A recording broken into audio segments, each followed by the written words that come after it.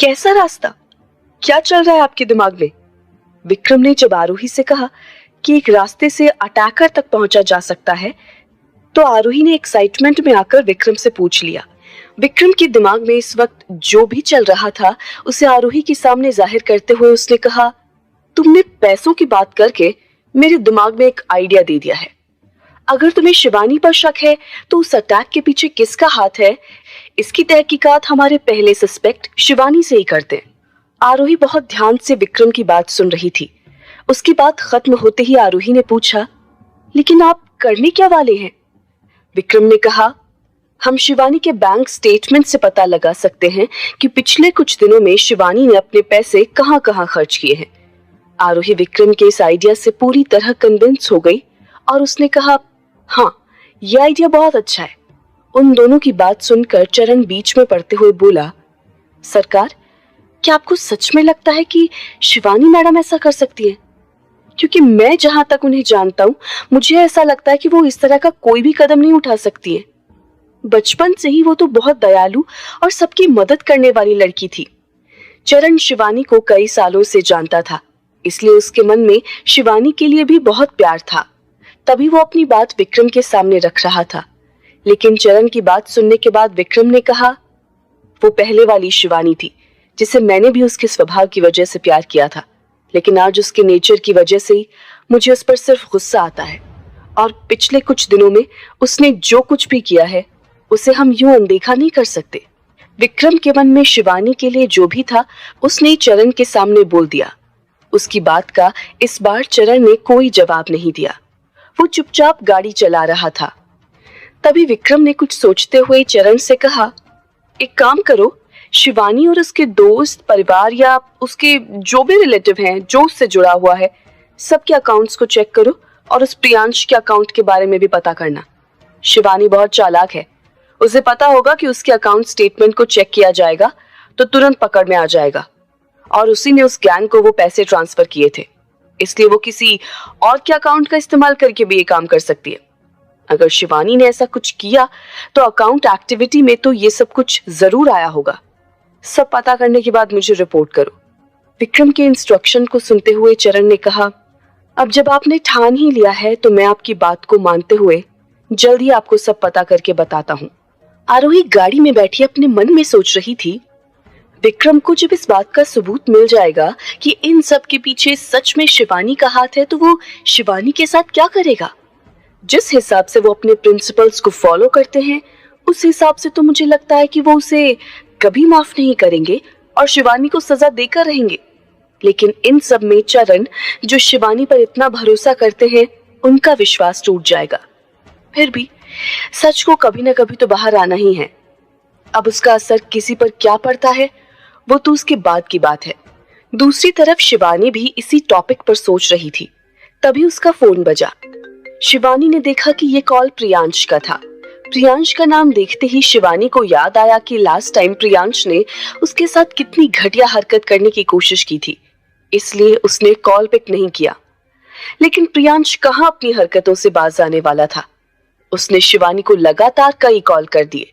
Last में शिवानी ने irritate होकर उसका फोन उठाते हुए गुस्से में कहा, इतनी देर से अगर मैं तुम्हारा कॉल नहीं उठा रही हूँ तो तुम्हें समझ नहीं आ रहा कि तुमसे बात करने में मैं इंटरेस्टेड नहीं हूँ? तो क्यों बार बार मुझे कॉल करके परेशान कर रहे हो? शिवानी की बात सुनने के बाद प्रियांश ने उससे कहा, मैं तुम्हें परेशान कर रहा हूँ या तुम पहले से ही काफी परेशान हो? उसकी बात सुनकर शिवानी को और गुस्सा आ गया। मैं परेशान हूँ या नहीं हूँ ये मेरी प्रॉब्लम है, तुम्हें फिक्र करने की जरूरत नहीं है। अब रखो फोन। इतना बोलने के बाद शिवानी फोन रखने ही वाली थी, तभी प्रियांश ने भारी आवाज में कहा, फोन काटने की कोशिश भी मत करना। हर बार तुम्हारी मर्जी नहीं चलेगी। बिना मेरी बात पूरी हुए तुमने अगर फोन काट दिया तो तुम्हारे लिए बड़ी परेशानी खड़ी हो सकती है। शिवानी ऐसे ही बहुत सारे सिचुएशन से डील कर रही थी। इस वक्त वो और किसी तरह का रिस्क नहीं लेना चाहती थी, इसलिए उसने बेमन से प्रियांश से कहा, बोलो क्या बोलने के लिए फोन किया है? प्रियांश ने उससे कहा, मैंने बस इतना बोलने के लिए फोन किया है कि मैं चाहता हूँ कि तुम इस वक्त मेरे घर आ जाओ, वहीं जहां हम शादीशुदा थे तब रहते थे। शिवानी ने थोड़ा अकड़ते हुए कहा, तुम्हें ऐसा क्यों लगता है कि तुम्हारे बुलाने पर मैं दौड़ी चली आऊंगी? उसकी बात सुनकर प्रियांश को हंसी आ गई। उसने कहा, रेड डेविल नाम का एक गैंग है, उन्हें कॉन्ट्रैक्ट देना चाहता था, तो सोचा तुमसे पूछ लूं कि वो लोग कैसा काम करते हैं। आफ्टर ऑल आज ही उन लोगों ने तुम्हारे लिए कोई काम किया ना। ये सुनते ही शिवानी के चेहरे का रंग उड़ गया, उसकी बोलती बंद हो गई। ये जानकर प्रियांश ने आगे कहा, क्या हुआ, सोच में पड़ गई? मुझे ये सब कैसे पता? सिर्फ प्लान ही नहीं बल्कि तुम्हारे इस कारनामे का पक्का सबूत भी है मेरे पास, इसलिए कह रहा हूं कि फौरन मुझसे मिलने आ जाओ। उसकी बात सुनकर शिवानी डर तो गई थी, पर वो उसके सामने झुकना नहीं चाहती थी, इसलिए उसने गुस्से में प्रियांश से कहा, मैं नहीं मानती हूं तुम्हारी इस सब बकवास को। तुम्हारे पास सबूत है, ये मैं कैसे मान लूं? प्रियांश ने सीधा जवाब देते हुए कहा, तो मत मानो, लेकिन जब ये सारे सबूत विक्रम के हाथ लगेंगे तब मुझे मत कहना कि मैंने तुम्हें कोई मौका नहीं दिया। इतना बोलने के बाद प्रियांश ने फोन काट दिया। जिस तरह से प्रियांश ने शिवानी से बात की थी, उसके बाद उसे भी यकीन हो गया था कि प्रियांश के पास पक्का कोई सबूत होगा, क्योंकि उसके खिलाफ सबूत इकट्ठा करने में प्रियांश हमेशा ही आगे रहता था। उसके पुराने कारनामों का सबूत अभी भी प्रियांश के पास था। शिवानी प्रियांश की बात मानने पर मजबूर हो गई। उसने अपनी गाड़ी निकाली और सुशांत से भी बिना कुछ बोले वहां से निकल गई। कुछ ही देर में वो प्रियांश के घर आ गई। जैसे ही वो दरवाजे तक पहुंची, प्रियांश ने उसे घर के अंदर आते हुए देख लिया। उसे देखते ही वो बोला, मुझे पूरा यकीन था कि तुम यहाँ जरूर आओगी। शिवानी प्रियांश के साथ बात करने में बिल्कुल भी इंटरेस्टेड नहीं थी, इसलिए वो सीधा मुद्दे पर आती हुई बोली, देखो, तुम्हारी किसी भी फालतू बात के लिए मेरे पास टाइम नहीं है, इसलिए सीधा बताओ कि मुझे यहाँ क्यों बुलाया है। प्रियांश शिवानी की तरफ बढ़ता हुआ बोला, तुम्हारी यही बात तो मुझे सबसे अच्छी लगती है। जिस बेरुखी से तुम मुझसे बात करती हो और जितना तुम मुझसे दूर जाना चाहती हो, उतनी ही तुम्हें पाने की मेरी चाहत बढ़ती जाती है। लेकिन आज तक तुमने एक भी मौका ऐसा नहीं आने दिया। चलो कोई बात नहीं, जो इतने दिनों से नहीं हुआ वो अब हो सकता है। अपनी बात खत्म करने के बाद प्रियांश हंसने लगा। उसकी बात सुनकर शिवानी ने आह भरी और कहा, मैं तुमसे पहले ही बोल चुकी हूँ और आज फिर बोल रही हूँ, जो चीज सपने में भी नहीं होने वाली उसकी उम्मीद तुम हकीकत में लगाए बैठे हो। अगर मुझे पता होता कि तुमने वही बेकार की बात करने के लिए मुझे यहाँ बुलाया है, तो मैं अपना टाइम वेस्ट ही ना करती। इतना बोलने के बाद शिवानी वहां से वापस जाने के लिए पीछे मुड़ी। प्रियांश ने उसे टोकते हुए कहा, सोच लो, बाद में मुझसे मत कहना कि ये मैंने क्या कर दिया। तुम्हारे जाने के बाद इस घर में अगला आदमी जो आएगा वो विक्रम होगा। मैं उसे बुलाकर आज तक तुमने जो कुछ भी किया वो सारा सच बता दूंगा विद प्रूफ। और तुम्हारी आज की हरकत के बारे में जब विक्रम को पता चलेगा तो मुझे नहीं लगता कि वो फिर कभी तुम्हारी शक्ल भी देखना पसंद करेगा। उसकी ये बात सुनने के बाद शिवानी के कदम वहीं थम गए। वो पीछे मुड़कर प्रियांश की तरफ बढ़ते हुए बोली, पहले मुझे लगता था कि तुम एक घटिया इंसान हो जिससे मुझे जबरदस्ती शादी करनी पड़ी, लेकिन धीरे धीरे अब समझ आ गया है कि तुम बहुत ही गिरे हुए भी हो, जो अपने दिल की ख्वाहिश को पूरा करने के लिए किसी भी हद तक गिर सकता है। हम दोनों का तो डिवोर्स हो गया, फिर तुम क्यों इस तरह से मेरे पीछे पड़े हुए हो? शिवानी की बातों को सुनकर प्रियांश ऐसे बिहेव कर रहा था जैसे उसकी ये बातें उसे बोर कर रही हो।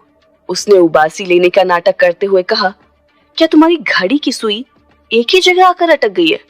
क्या चाहते हो? पीछे क्यों पड़े हो? ये एक ही तरह का सवाल कितनी बार पूछोगी तुम मुझसे? हो गया ना, अब खत्म करो इस बात को, क्योंकि मैंने तो तुम्हें पहले ही बता दिया है कि मैं क्या चाहता हूँ। अगर तुम तैयार हो तो ठीक है, वरना। शिवानी को समझ आ गया था कि वो आज प्रियांश के साथ बुरी तरह फंस गई है, लेकिन हार न मानते हुए वो फिर प्रियांश से बोली, तुम तो हर दूसरे दिन किसी नई लड़की के साथ होते हो और अभी भी तुम ये काम कर सकते हो, फिर क्यों हाथ धोकर मेरे पीछे पड़े हुए हो? इसके अलावा तुम जानते हो कि मैं प्रेग्नेंट भी हूँ, इसलिए अगर मैं चाहूँ तो भी कुछ नहीं कर सकती। अगर तुम्हें और कुछ चाहिए तो बताओ, मैं तुम्हारी हर डिमांड पूरी करूंगी। बस ये नहीं हो पाएगा मुझसे, क्योंकि मैं विक्रम से प्यार करती हूँ और उसकी होकर ही रहूंगी। अब तक प्रियांश शिवानी को हवस की नजरों से घूर रहा था, इसलिए उसका ध्यान शिवानी की बातों पर नहीं गया था, लेकिन जैसे ही उसकी प्रेगनेंसी की बात आई, प्रियांश के कान खड़े हो गए। उसने एकदम से कहा, अरे हाँ, प्रेगनेंसी से याद आया, मैं तुम्हें पूछने ही वाला था कि उस रात तुम्हारे और विक्रम के बीच कुछ हुआ नहीं था, फिर तुम प्रेग्नेंट कैसे हो गई? और फिर भी अगर तुम सच में प्रेग्नेंट हो तो ये किसका बच्चा है? शिवानी खुद की बातों में खुद ही फंस गई थी, इसलिए उसने नजर चुराते हुए कहा, ये बच्चा विक्रम का ही है, इसलिए तुम अपना दिमाग लगाना बंद करो। ये सुनते ही प्रियांश जोर जोर से हंसते हुए बोला, दिमाग तो तुम लगा रही हो शिवानी, तुम्हें क्या लगा तुम अपनी भोली सूरत और मीठी बातों से मुझे फंसा लोगी और मुझसे झूठ बोलकर बच जाओगी? शिवानी की हिम्मत अब धीरे धीरे टूट रही थी। आखिर वो कितनी देर तक प्रियांश को उसकी बातों में उलझा सकती थी? वो जितना अपनी बातों में उसे उलझाने की कोशिश कर रही थी, उतना ही खुद फंसती जा रही थी। प्रियांश की बातों का अब उसके पास कोई जवाब नहीं था। प्रियांश ने फिर कहा, बताओ मुझे, मैं तुम्हारे जवाब का वेट कर रहा हूं। या मैं बताऊं कि तुम्हारी प्रेगनेंसी का सच क्या है? इतना बोलने के बाद प्रियांश जोर जोर से हंसने लगा। क्या शिवानी प्रेग्नेंट नहीं है या फिर कोई और ही बात है? आखिर क्या है शिवानी की प्रेगनेंसी का सच? क्या शिवानी प्रियांश के चंगुल से बच पाएगी? और क्या विक्रम और आरोही को शिवानी के खिलाफ कोई सबूत मिलेगा? जानने के लिए सुनिए इस कहानी का अगला एपिसोड सिर्फ पॉकेट एफएम ऐप पर।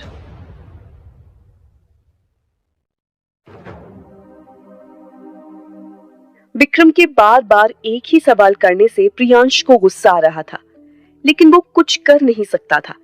इसलिए उसने धीमी आवाज में विक्रम से कहा, तुम सुबह से मुझसे बस एक ही सवाल कर रहे हो और मैं भी वही जवाब देता आ रहा हूं। अगर तुम्हें लगता है कि तुम्हारे इतनी बार पूछने से मेरा जवाब बदल जाएगा तो तुम बहुत गलत सोच रहे हो। खुद सोचो ना, इतनी मार खाने के बाद तो कोई भी बंदा डरकर सच ही बोलेगा।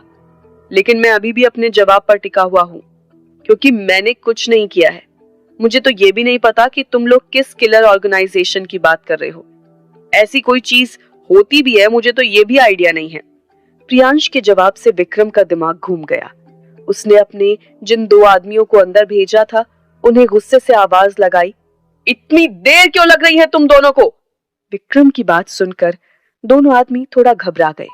उनमें से एक ने कहा, अरे भाई, विक्रम सर गुस्से में लग रहे हैं, जल्दी चल वरना कहीं हमारा ही काम तमाम ना कर दे। दूसरे वाले ने हामी भरी और फिर हथियार उठाकर दोनों बाहर आ गए। प्रियांश के सामने वाले टेबल पर बड़ा छुरा, चिमटा, आरी जैसे औजार रखे गए।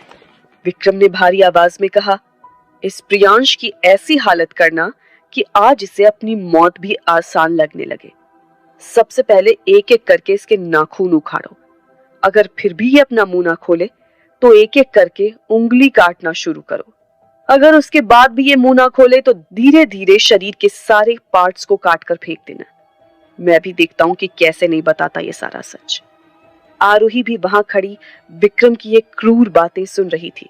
विक्रम की बातों से आज उसे बहुत दिनों बाद वही पुराना निर्दयी विक्रम याद आ रहा था, जिसके चर्चे उसने अपनी शादी के समय सुने थे।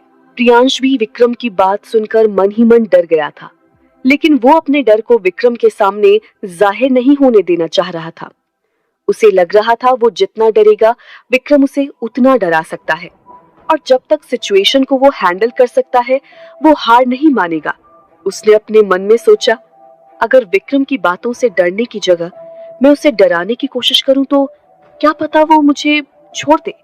इसलिए उसने विक्रम और आरोही के सामने ऐसा दिखाया कि उसकी बातों का उस पर कोई असर नहीं हुआ, और पूरे कॉन्फिडेंस के साथ उसने कहा, विक्रम, तुमने मुझे जबरदस्ती आधी रात को मेरे घर से उठवा लिया और फिर यहाँ अपने आदमियों से मुझे जान से मारने के लिए बोल रहे हो, और जिस बात का इल्जाम तुम मुझ पर लगा रहे हो ना तो उसका तुम्हारे पास कोई प्रूफ है। इसका मतलब जानते हो ना तुम एक जुर्म कर रहे हो, और अगर आज मैं यहाँ से किसी भी तरह बच गया ना तो कसम से तुम्हें कोर्ट तक घसीट कर ले जाऊंगा। अगर ऐसा हुआ तो तुम्हें पता ही है इसका अंजाम क्या होगा। प्रियांश की बात सुनने के बाद विक्रम ने सरकास्टिकली कहा, आई लाइक योर कॉन्फिडेंस, पर क्या तुम्हें सच में लगता है कि तुम यहाँ से बचकर बाहर जा पाओगे? अगर तुम यहाँ अपनी जान बचा पाए तो बेशक तुम्हारे मन में जो आए वो कर लेना, प्रियांश के साथ अपनी बात खत्म करने के बाद विक्रम उन दो आदमियों की तरफ मुड़ा और बोला, आज ये तामझाम जल्दी पूरा करो और मैंने जैसा बोला है वैसा करो। विक्रम की गुस्से भरी आवाज को सुनने के बाद उन दो आदमियों ने अपने हथियार उठा लिए। एक के हाथ में चिमटा था और दूसरे के हाथ में आरी। वो दोनों प्रियांश की तरफ बढ़ने लगे। उनमें से एक ने मजे लेते हुए कहा, पहले नाखून उखाड़ने हैं, पिछली बार की तरह गड़बड़ मत कर देना। याद है ना वो चंदन, उसका नाखून उखाड़ना था पर तूने उसकी आंख निकाल ली थी। ये सुनते ही दूसरा आदमी हंसते हुए बोला, अरे हाँ यार, उसने तो रो रो कर मेरे कानों से खून निकाल दिया था। प्रियांश समझ गया था कि ऐसा करना उनका रोज का काम है। अब उसके माथे पर भी पसीना आने लगा था।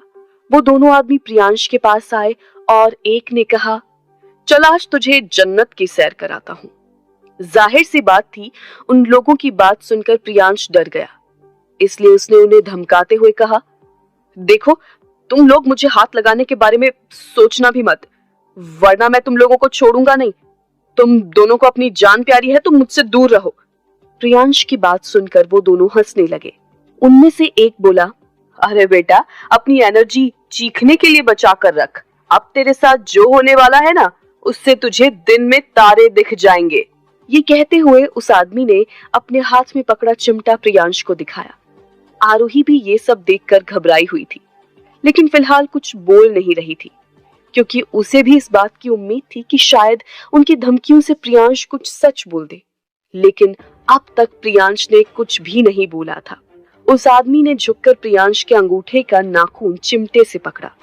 ये देखकर प्रियांश के भी पसीने छूट गए। तभी एक आवाज गूंजी, रुक जाओ, कोई कुछ नहीं करेगा। ये आरोही ने कहा था। इसी के साथ वो दोनों आदमी रुक गए। हालांकि वो विक्रम के लिए काम करते थे, इसलिए उन्होंने तुरंत विक्रम की तरफ देखा। आरोही ने विक्रम के पास आकर कहा, आप लोगों को इसके साथ ऐसा नहीं करना चाहिए। विक्रम ने गंभीर हाव भाव के साथ आरोही से कहा, देखो आरोही, तुम इन सब में मत पड़ो, मुझे अपने तरीके से इसके साथ डील करने दो। मैं जानता हूं कि ये इस मामले में इन्वॉल्व है और इसके मुंह से सच उगलवाने का यही एक तरीका है। हालांकि तुम्हें इस हालत में ये सब देखना नहीं चाहिए, इसलिए तुम वापस घर चली जाओ। अपनी बात को खत्म करके विक्रम ने उन दोनों आदमियों की तरफ इशारा किया कि वो अपना काम शुरू कर सकते हैं, लेकिन आरोही ने फिर उन्हें रोकते हुए कहा, कोई कुछ नहीं करेगा, मैं प्रियांश से कुछ बात करना चाहती हूँ। ये सुनकर वो दोनों आदमी विक्रम की तरफ देखने लगे। विक्रम ने हाँ में सिर हिलाकर उन्हें रुकने कहा। प्रियांश ने भी थोड़ी राहत की सांस ली। आरोही प्रियांश की तरफ देखते हुए बोली, देखो प्रियांश, मैंने अभी के लिए तो विक्रम को रोक लिया है, लेकिन कब तक रोक पाऊंगी ये मुझे भी नहीं पता है। इसलिए मेरा सुझाव है कि अपनी जान जोखिम में डाले बिना सीधे तरीके से बता दो कि क्या तुमने ही उस गैंग को पैसे दिए थे, या फिर ऐसा है कि अपना मुंह बंद रखकर तुम किसी को बचाने की कोशिश कर रहे हो।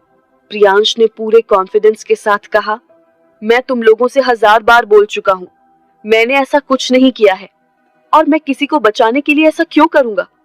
तुम लोग तो मुझे अच्छी तरह से जानते हो। क्या मैं इतना संत आदमी हूँ कि किसी और को बचाने के लिए अपनी जान खतरे में डालूं? इतना बोलने के बाद वो थोड़ा हंसने लगा। आरोही ने पूछा, तो फिर ये बताओ कि तुम्हारे अकाउंट में जो इतने बड़े अमाउंट का ट्रांजैक्शन हुआ है, वो पैसे किस काम में इस्तेमाल किए गए? आरोही के सवाल को सुनकर प्रियांश हंसते हुए बोला, एक्सक्यूज मी, तुम कौन होती हो मुझसे मेरे पैसों का हिसाब लेने वाली? मैं अपने पैसों के साथ जो भी करूं उससे तुम्हें क्या मतलब? मेरे पैसे हैं, मैं जहां चाहे वहां इस्तेमाल कर सकता हूं। इसके लिए मुझे ऑफ कोर्स तुम लोगों के परमिशन की जरूरत नहीं है, इसलिए मुझसे ये सवाल करना बंद कर दो। प्रियांश पर शक तो अब आरोही को भी हो गया था। उसे भी ऐसा लग रहा था कि वो किसी न किसी तरह से इस मामले में मिला हुआ तो है, लेकिन अभी उसके या विक्रम के पास इस बात को प्रूव करने का कोई सबूत नहीं था। वो ये भी जानती थी कि इससे ज्यादा छानबीन सिर्फ पुलिस ही कर सकती थी, इसलिए उसके हिसाब से इस मैटर में पुलिस को इन्वॉल्व कर लेना ही ठीक होता। आरोही ने अपने मन में सोचा, पक्का ये प्रियांश कुछ छिपा रहा है, लेकिन इस तरह उसके साथ मारपीट करके कुछ हासिल नहीं होगा। इसके साथ मेरी कोई हमदर्दी नहीं है, लेकिन मैं विक्रम को इस मामले में फंसने नहीं दे सकती। आफ्टर ऑल मेरी वजह से ही वो ये सब कर रहे हैं, इसलिए उन्हें रोकना होगा, वरना अगर उन्होंने प्रियांश को कुछ कर दिया तो मामला कोर्ट तक जा सकता है और वहां विक्रम के पास अगर कोई पक्के सबूत नहीं हुए तो वो उल्टा फंस सकते हैं। अपने मन में आरोही ये सब सोच रही थी, तभी विक्रम ने उस आदमी की तरफ इशारा किया। वो लोग प्रियांश के पैर के नाखून उखाड़ने ही वाले थे, तभी पीछे से एक आवाज आई, मिस्टर रायजादा, ये क्या हो रहा है? सबकी नजर उस आवाज की तरफ गई तो वहां खड़ी पुलिस को देखकर उसकी आंखें फटी की फटी रह गई। सब सोच में पड़ गए कि यहाँ पुलिस कैसे आई। तभी दो पुलिस वाले भागकर प्रियांश की तरफ गए और उसके हाथ पैर खोलने लगे। इंस्पेक्टर विक्रम के पास आकर बोला, ये सब क्या चल रहा है यहाँ? पुलिस को यहाँ देखकर विक्रम खुद हैरान था। उसने पूछा, ऑफिसर आप यहाँ? इंस्पेक्टर ने विक्रम से कहा, मुझे आधे घंटे पहले किसी ने कॉल करके बताया कि आपने मिस्टर प्रियांश को उनके घर से आधी रात को किडनैप कर लिया और अपने घर के इस आउट हाउस में बंद करके रखा हुआ है। क्या मैं जान सकता हूँ इस तरह कानून को हाथ में लेने की क्या वजह है? विक्रम ने पुलिस की बात का जवाब देते हुए कहा, मैं जानता हूँ मैंने जो किया है वो गलत है, लेकिन मुझे इस आदमी पर शक था कि इसने मेरी वाइफ की जान लेने की कोशिश की है, इसलिए मैं बस इससे सच निकलवाने की कोशिश कर रहा था। विक्रम की बात सुनने के बाद पुलिस ने सीरियस होकर कहा, अगर आपको ऐसी किसी बात का शक था तो आपको पुलिस कंप्लेंट करनी चाहिए थी। इस तरह किसी के घर से उसे पकड़ कर लाना और टॉर्चर करना कानूनन जुर्म है। आपको इस बात के लिए सजा भी हो सकती है। विक्रम पुलिस के साथ कोई बहस नहीं करना चाहता था, क्योंकि वो खुद जानता था कि उसने गलत किया था। इसलिए उसने बिना बात को घुमाए पुलिस से कहा, मैं जानता हूँ ऑफिसर, मैं ये भी जानता हूँ कि मैंने गलती की है। मैं आपके साथ चलने के लिए तैयार हूँ। इतना बोलकर विक्रम ने अपने कदम बढ़ाए। तभी उसने देखा कि एक लेडी कांस्टेबल आरोही के पास खड़ी थी। विक्रम ने इंस्पेक्टर से कहा, ये मेरी वाइफ है और यहाँ जो भी कुछ हुआ उसमें वो बिल्कुल भी इन्वॉल्व नहीं है। ये सब मेरे कहने पर हुआ था और मैं आपके साथ चलने को तैयार हूँ, इसलिए आप उसे छोड़ दीजिए। विक्रम का स्टेटमेंट सुनकर इंस्पेक्टर ने लेडी कांस्टेबल को वहां से हटने के लिए कह दिया। आरोही वहीं खड़ी अपने मन में सोच रही थी, इतना कुछ हो जाने के बाद भी विक्रम मुझे बचाने के बारे में सोच रहे हैं, लेकिन उन्होंने इतना बड़ा रिस्क लिया ही क्यों? आज उनका गुस्सा भी बहुत अजीब था। पहले तो मुझे लगा वो ये सब प्रियांश को डराने के लिए कर रहे थे, लेकिन वो तो प्रियांश को सच में घायल करने वाले थे। क्या सिर्फ यही एक बात है जिसकी वजह से विक्रम प्रियांश से इतना गुस्सा है, या कोई और भी वजह है जो इस वक्त मुझे नहीं पता है? आरोही चुपचाप वहां खड़ी ये सब सोच रही थी। तभी उसने देखा कि एक कांस्टेबल हथकड़ी लिए विक्रम की तरफ बढ़ रहा था।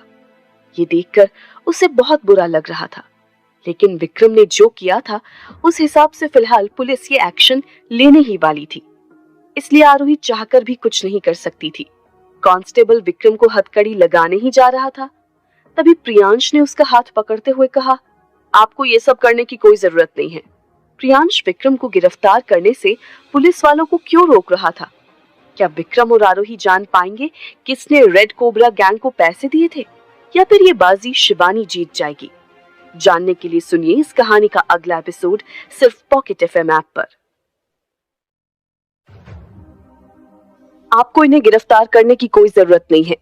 प्रियांश ने जब ये कहा तो विक्रम और आरोही दोनों चौंक गए। इंस्पेक्टर ने भी हैरानी से प्रियांश को देखते हुए पूछा, ये क्या बोल रहे हैं आप? इन्होंने आपको आपके घर से किडनैप करवाया, इतनी देर तक यहाँ बांधकर आपको टॉर्चर भी कर रहे थे, फिर आप इन्हें बचाने की कोशिश क्यों कर रहे हैं? क्या इन्होंने आप पर कोई प्रेशर डाला है? प्रियांश ने एकदम कैजुअली कहा, किसने कहा कि विक्रम ने मुझे टॉर्चर किया है? हम दोनों तो बस एक गेम खेल रहे थे, ये सब उसी का हिस्सा था।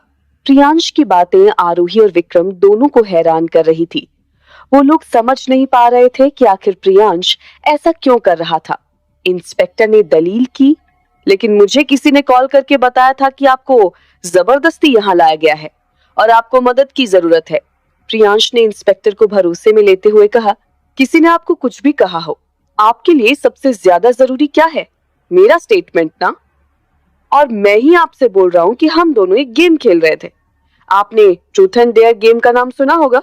उसी गेम में मैंने ही विक्रम को इस तरह का डेयर करने को कहा था।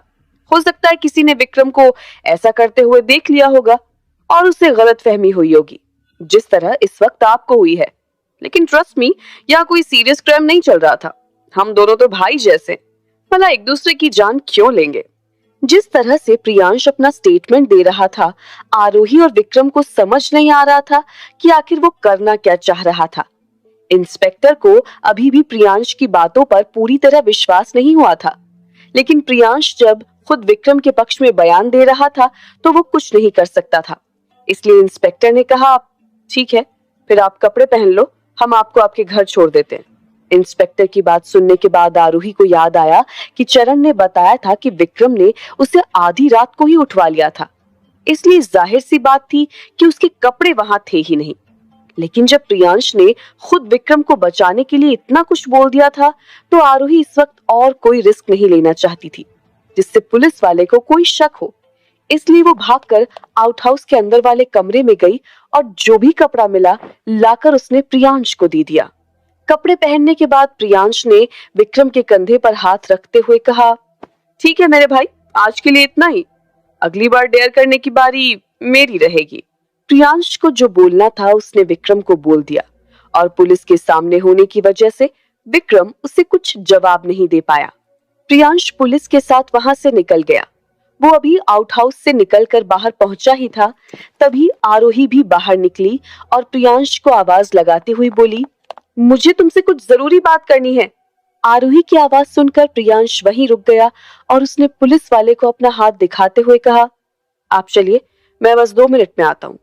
पुलिस वाले अपनी गाड़ी की तरफ चले गए और आरोही प्रियांश के पास आकर बोली, तुम यहाँ से बचकर तो जा रहे हो, लेकिन मुझे पूरा यकीन है कि तुम इस बात को जानते हो कि उन किलर्स को पैसे किसने दिए थे। कहीं तुम शिवानी को बचाने की कोशिश तो नहीं कर रहे? आरोही ने सीधा ही पूछ लिया। हालांकि प्रियांश ने ऐसा बिहेव किया जैसे उसे कुछ पता ही ना हो और अपने नाटक को जारी रखते हुए उसने कहा, मैं तुमसे और विक्रम से पहले भी बोल चुका हूँ कि मुझे ये सब कुछ नहीं पता, फिर उसको पैसे कैसे दूंगा? और रही बात शिवानी को बचाने की, तो मैं उसके लिए अपनी जान खतरे में क्यों डालूंगा? और अगर तुम भूल गई हो तो याद दिला दूं कि मेरा और शिवानी का डिवोर्स हो चुका है और अब मुझे उससे कोई मतलब नहीं है, इसलिए फालतू का दिमाग लगाना बंद कर दो।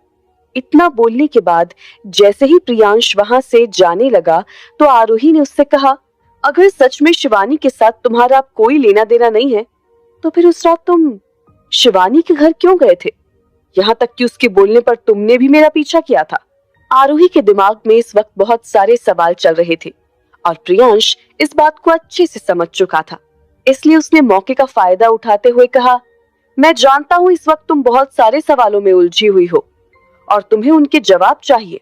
वैसे अगर तुम चाहो तो तुम्हारी कुछ उलझन को मैं भी कम कर सकता हूँ। प्रियांश की बात से आरोही को समझ आ गया था कि अब वो पक्का कुछ शर्त रखने वाला है, लेकिन वो खुद कुछ बोलती इससे पहले वो प्रियांश की पूरी बात सुन लेना चाहती थी, इसलिए वो चुप रही। प्रियांश ने अपनी बात को जारी रखते हुए कहा, मैं तुम्हें तुम्हारे सवालों के जवाब देता हूँ, बदले में तुम मेरे वही पुराने ऑफर को एक्सेप्ट करो और चलो मेरे साथ एक रात के लिए, फिर देखो कैसे तुम्हारी सारी परेशानियां गायब हो जाएंगी। प्रियांश की घटिया बात सुनकर आरोही का गुस्सा 7वें आसमान पर चला गया। उसने प्रियांश को थप्पड़ मारने के लिए अपना हाथ उठाया, लेकिन प्रियांश ने उसका हाथ पकड़ लिया और बोला, अरे अरे आराम से, प्रेगनेंसी में इतना गुस्सा करना ठीक नहीं। ये बोलने के बाद प्रियांश चेहरे पर शैतानी मुस्कुराहट लिए मुड़कर पुलिस कार की तरफ चला गया। आरोही अभी भी आउटहाउस के बाहर खड़ी उसे घूर रही थी। तभी विक्रम वहां आया और आरोही को पीछे से टोकते हुए थोड़ा चिढ़ते हुए बोला, तुमने आज अगर उस प्रियांश पर दया नहीं दिखाई होती तो पुलिस के आने से पहले उसके मुंह से सच उगलवा लिया होता। वो प्रियांश शेर की खाल में लिपटा हुआ गीदड़ है जो बस दिखा रहा था कि उसे डर नहीं लग रहा था, लेकिन एक्चुअल में मेरे टॉर्चर से उसकी सारी हेकड़ी निकल जाती और फटाफट सारा सच बोल देता। लेकिन तुम्हारे बीच में आने से वो हमारे हाथ से बचकर निकल गया। प्रियांश के बचकर निकल जाने की वजह से विक्रम को बहुत गुस्सा आ रहा था, जिसका शिकार इस वक्त आरोही हो रही थी। आरोही ने उसे टोका, शुक्र मनाओ कि मैंने आपको टाइम पर रोक दिया, वरना आज आप पुलिस की गिरफ्त में होते और जेल की हवा खा रहे होते। आपको जो भी करना था उसमें आपको कानून की मदद लेनी चाहिए थी, न कि उसे अपने हाथ में लेना चाहिए था। ये सुनकर विक्रम को रियलाइज हुआ कि अगर आरोही बीच में ना आई होती तो शायद वो अपना आपा खोकर सच में प्रियांश की उंगलियां कटवा देता। अगर ऐसा हुआ होता तो प्रियांश भी उसे छोड़ता नहीं। ये सब सोचने के बाद विक्रम का गुस्सा थोड़ा ठंडा होने लगा। विक्रम को चुप देखकर आरोही ने फिर से कहा, काफी हद तक अब मुझे भी पता चल गया है कि आप गुस्से में किस हद तक जा सकते हैं, लेकिन उसके साथ मैं ये भी जानती हूँ कि आप बिना प्रूफ के कुछ नहीं करते। लेकिन आज आपने प्रियांश के साथ ऐसा क्यों किया? आप भी जानते हैं कि सिर्फ बैंक ट्रांजैक्शन के बेसिस पर आप ये प्रूफ नहीं कर सकते कि उसने ही ये सब किया था। बिना मामले की तह में गए आप किसी को भी टॉर्चर नहीं कर सकते। फिर आज आपने ऐसा क्यों किया? विक्रम ने आरोही की बात का जवाब देते हुए कहा, तुम शायद भूल रही हो कि प्रियांश किस तरह का इंसान है। इससे पहले भी शिवानी के पापा को गुमराह करके उसने जबरदस्ती उससे शादी कर ली। और तुम कैसे भूल सकती हो कि तुम्हारे बर्थडे वाले दिन वो प्रियांश ही था जिसने मेरे खिलाफ प्लान किया था। उसके बाद भी उसने कई सारे ऐसे काम किए हैं, इसलिए मैं उसके साथ जो करने वाला था वो तो बहुत कम था। आरोही विक्रम की बात से सहमत थी कि प्रियांश बहुत ही चालबाज और मतलबी किस्म का इंसान है, लेकिन वो नहीं चाहती थी कि विक्रम कानून अपने हाथ में ले। आरोही कुछ बोलती उससे पहले ही विक्रम का फोन बजा, इसलिए वो उसे रिसीव करके बात करते करते थोड़ी दूर चला गया। उसके जाते ही चरण आरोही के पास आकर धीमी आवाज में बोला, आरोही मैडम, सरकार ने अभी आपसे जो कुछ भी बोला वो सब झूठ था, ऐसी कोई बात नहीं है। ये सुनकर आरोही हैरान रह गई। उसने चरण से पूछा, मतलब आप कहना क्या चाहते हो? चरण ने आरोही को बताया, सरकार को अगर इन बातों का बदला लेना होता तो कुछ महीने पहले जब प्रियांश ने उनके खिलाफ कुछ प्लान किया था तभी ले लेते, लेकिन उन्होंने तब ऐसा कुछ नहीं किया। अगर उस वक्त सरकार ने सबूत जुटाकर पुलिस को दे दिए होते तो प्रियांश आज जेल में होता, लेकिन उस वक्त सरकार ने उसे टॉर्चर करना तो दूर, उसे एक शब्द भी नहीं कहा। ये सब सुनकर आरोही और कंफ्यूज हो गई, इसलिए उसने चरण से पूछा, आप क्या बोलने की कोशिश कर रहे हैं? प्लीज थोड़ा खुलकर बताइए। चरण ने आरोही को पूरी बात समझाते हुए कहा, मैं बस आपको इतना बताना चाहता हूँ कि सरकार ने आज प्रियांश को अपने गुस्से या उन कारणों से नहीं पकड़ा जो अभी वो आपको बता कर गए हैं। उन्होंने ये सब सिर्फ आपके लिए किया है। आप खुद ध्यान से सारी बातों को नोटिस करेंगी तो आपको पता चलेगा कि वो जितनी बार भी गुस्सा होते हैं उसके पीछे किसी न किसी तरह से यही कारण छिपा होता है। सीधी सी बात यही है कि कोई आपको नुकसान पहुंचाए, आपके खिलाफ प्लान बनाए, ये सारी चीजें सरकार को बर्दाश्त नहीं होती। आज भी वही हुआ। चरण की बात सुनते हुए आरोही दूर खड़े विक्रम की तरफ देख रही थी। तभी चरण ने अपनी बात पूरी करते हुए कहा, आज जब सरकार उसे सवाल कर रहे थे तब मुझे अंदाजा भी नहीं था कि वो इस तरह से गुस्से में आ जाएंगे। उनके गुस्से को बढ़ता देखकर मुझे डर लगा कि कहीं अपना आपा खोकर वो प्रियांश के साथ कुछ गलत ना कर बैठे। इसलिए तो मैंने आपको बुलवाया था, क्योंकि मुझे पता था कि सरकार को आपके अलावा और कोई कंट्रोल नहीं कर सकता। चरण जब ये सब बोल रहा था तब आरोही अपने ख्यालों में थी। उसने चरण से पूछा, विक्रम ने जो किया सो किया, लेकिन मुझे एक बात समझ नहीं आ रही कि पुलिस जब टाइम पर पहुंचकर प्रियांश की मदद करना चाहती थी तो उस वक्त प्रियांश चाहता तो पुलिस से कुछ भी बढ़ा चढ़ा के बोलकर विक्रम को फंसा सकता था, लेकिन फिर भी उसने विक्रम को बचाया क्यों होगा? आरोही का सवाल बिल्कुल जायज था। चरण ने उसे समझाया, मेरे हिसाब से औरतों और आदमी के सोचने के तरीकों में काफी अंतर होता है। जब दो औरतों के बीच मतभेद हो तो जितनी भी बार उनका आमना सामना हो वो लड़ने लगती हैं, पर आदमियों का स्वभाव ऐसा नहीं होता। वो सही मौके का इंतजार करते हैं, जैसे आज प्रियांश ने किया।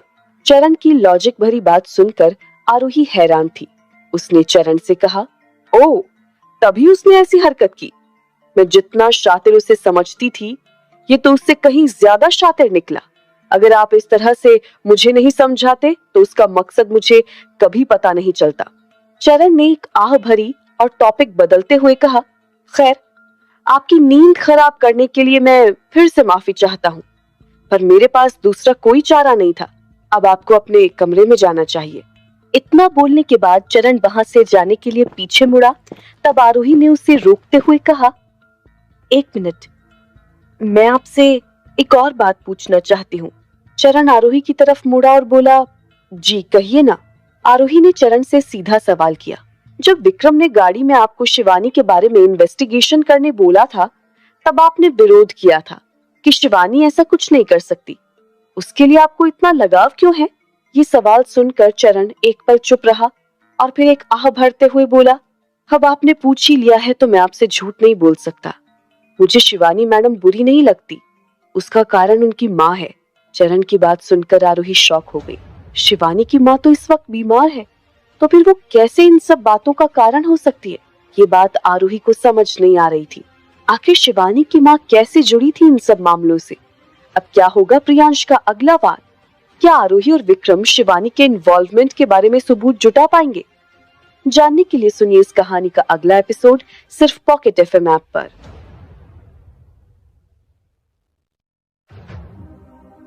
लेकिन शिवानी की माँ का इस बात से क्या ताल्लुक है? चरण की बात सुनते ही आरोही ने जब पूछा तो चरण ने आरोही से कहा, ये बात मेरी अपनी और उसकी जिंदगी से जुड़ी है। दरअसल शिवानी की माँ देविका से मैं प्यार करता था, लेकिन किस्मत को हमारा साथ मंजूर नहीं था, इसलिए उसकी शादी अरविंद से हो गई। उसके बाद मैंने कभी शादी नहीं की। यही कारण है कि मुझे देविका की बेटी के साथ भी हमदर्दी रहती है। चरण की बात सुनकर आरोही दंग रह गई। अब जाकर आरोही को समझ आया कि चरण हमेशा देविका का इतना ख्याल क्यों रखता है और क्यों उससे बार बार मिलने जाता है।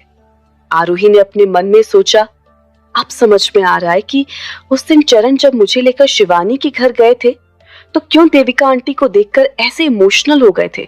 चरण के मन में आज भी उनके लिए फीलिंग्स है। आरोही अपने मन में ये सब सोच रही थी कि तभी चरण ने आगे कहा, जब से शिवानी मैडम पैदा हुई है मैं तो तब से ही उन्हें अपनी बेटी की तरह प्यार करता हूँ। उनके साथ बीते कुछ सालों में बहुत कुछ हुआ है। उन्होंने अपने हंसते खेलते परिवार को उजड़ते हुए देखा है। मजबूर होकर उन्हें शादी करनी पड़ी। सरकार को वो सबसे ज्यादा प्यार करती थी, लेकिन आजकल वही उनसे सबसे ज्यादा खफा रहते हैं। उन्होंने पहले ही अपने हिस्से से ज्यादा दुख सह लिया है, इसलिए मैं उन्हें ज्यादा दुखी नहीं देखना चाहता। आरोही चरण के दिल का दर्द समझ रही थी।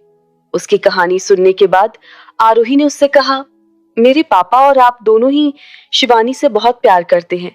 इससे तो यही लगता है कि शिवानी सच में एक अच्छी इंसान रही होगी, लेकिन आप इस हकीकत से भी इनकार नहीं कर सकते कि वक्त के साथ लोग बदल जाते हैं। अगर ये साबित हो गया कि इन सब के पीछे शिवानी का हाथ है, तो फिर आप क्या करेंगे? आरोही की बात सुनते ही चरण दुखी हो गया। उसने आरोही से कहा, मैं इस बारे में सोचना भी नहीं चाहता हूँ। हालांकि मैं जानता हूँ कि मैं चाहे कितनी भी कोशिश कर लूं, हकीकत को बदल नहीं पाऊंगा। और वैसे भी अब तक जो भी सबूत मिले हैं, उससे तो यही लगता है कि ये सब प्रियांश का किया धरा है। हालांकि अगर फिर ये साबित हो गया कि इन सब के पीछे शिवानी मैडम का हाथ है, तो मैं यही कहूंगा कि उन्हें कड़ी से कड़ी सजा मिलनी चाहिए। अपनी बात बोलकर चरण एक पल के लिए रुका और फिर आरोही से बोला, अगर ऐसा हुआ तो मुझे लगता है शिवानी मैडम को सजा देने की जिम्मेदारी सरकार आप पर ही छोड़ेंगे। चरण की बात सुनकर आरोही ने तुरंत कहा, अगर ऐसा हुआ तो आपके हिसाब से मुझे शिवानी को क्या सजा देनी चाहिए? हमेशा तुरंत फैसला लेने वाले चरण के पास इस सवाल का जवाब नहीं था। कुछ पल सोचने के बाद उसने कहा, शायद मैं इस सवाल का जवाब नहीं दे पाऊंगा, पर आप चाहे तो अपने पापा से ये सवाल पूछ सकती हैं। वो भी शिवानी मैडम को बिल्कुल अपनी बेटी की तरह प्यार करते थे। वैसे भी वो इस मामले की तहकीकात कर रहे हैं, और जब उन्हें पता चलेगा कि उनकी एक बेटी ही दूसरी बेटी की जान की दुश्मन बनी हुई है, तो वो क्या करेंगे? ये आप उनसे मिलकर पूछ लीजिएगा, उसी आधार पर अपने फैसले लीजिएगा। आरोही को समझ आ गया था कि चरण उसके सवाल का जवाब नहीं देना चाहता। हालांकि उसने चरण को जोर नहीं दिया, उल्टा उसने चरण से कहा, पता नहीं अब पापा से मिलने का मौका कब मिलेगा। हालांकि अगर अरुण मुझसे मिलने आएंगे तो मैं उनके थ्रू पापा तक अपनी बात पहुंचा दूंगी। सूर्यकांत का नाम सुनते ही चरण को भी उसकी याद आ गई। वो आरोही से कहने लगा, सूर्यकांत जी आपको मिलने नहीं आए? ऐसा हो नहीं सकता। आपको पता है उन्होंने जिंदगी भर सिर्फ लता जी से ही प्यार किया था। यहाँ तक कि महेश्वर ने जब उनके बीच गलतफहमी पैदा की, उसके बाद उन्हें ऐसा भी लगा कि लता जी ने सारे वादे तोड़ दिए, फिर भी उनके दिल में प्यार कम नहीं हुआ और उन्होंने मुड़कर कभी किसी दूसरी औरत की तरफ नहीं देखा। सूर्यकांत और उसके इस त्याग को याद करके चरण की आंखें भर आई। वो अभी अपने ख्यालों में खोया हुआ था, तभी विक्रम अपना कॉल खत्म करके वहां आया। उसने चरण की तरफ देखकर कहा, उसे इंस्पेक्टर ने बताया था कि किसी ने उसे कॉल करके इंफॉर्मेशन दी थी कि हमने प्रियांश को किडनैप किया है। इसका यही मतलब है कि हमारे घर में कोई तो खबरी है, वरना पुलिस को एग्जैक्टली कैसे पता होता कि हमने प्रियांश को आधी रात को किडनैप किया है और घर के आउट हाउस में रखा है। इतना कहने के बाद विक्रम ने चरण को ऑर्डर दिया, 24 घंटे दे रहा हूं, उस गद्दार को मेरे सामने लेकर आओ। विक्रम की बात सुनने के बाद चरण ने अपना सिर नीचे करते हुए कहा, उसकी कोई जरूरत नहीं होगी सरकार, क्योंकि जिसने पुलिस को फोन किया था वो और कोई नहीं, मैं था। चरण का ये कन्फेशन सुनकर विक्रम और आरोही दंग रह गए। उन लोगों ने सपने में भी नहीं सोचा था कि चरण ऐसा कुछ कर सकता है।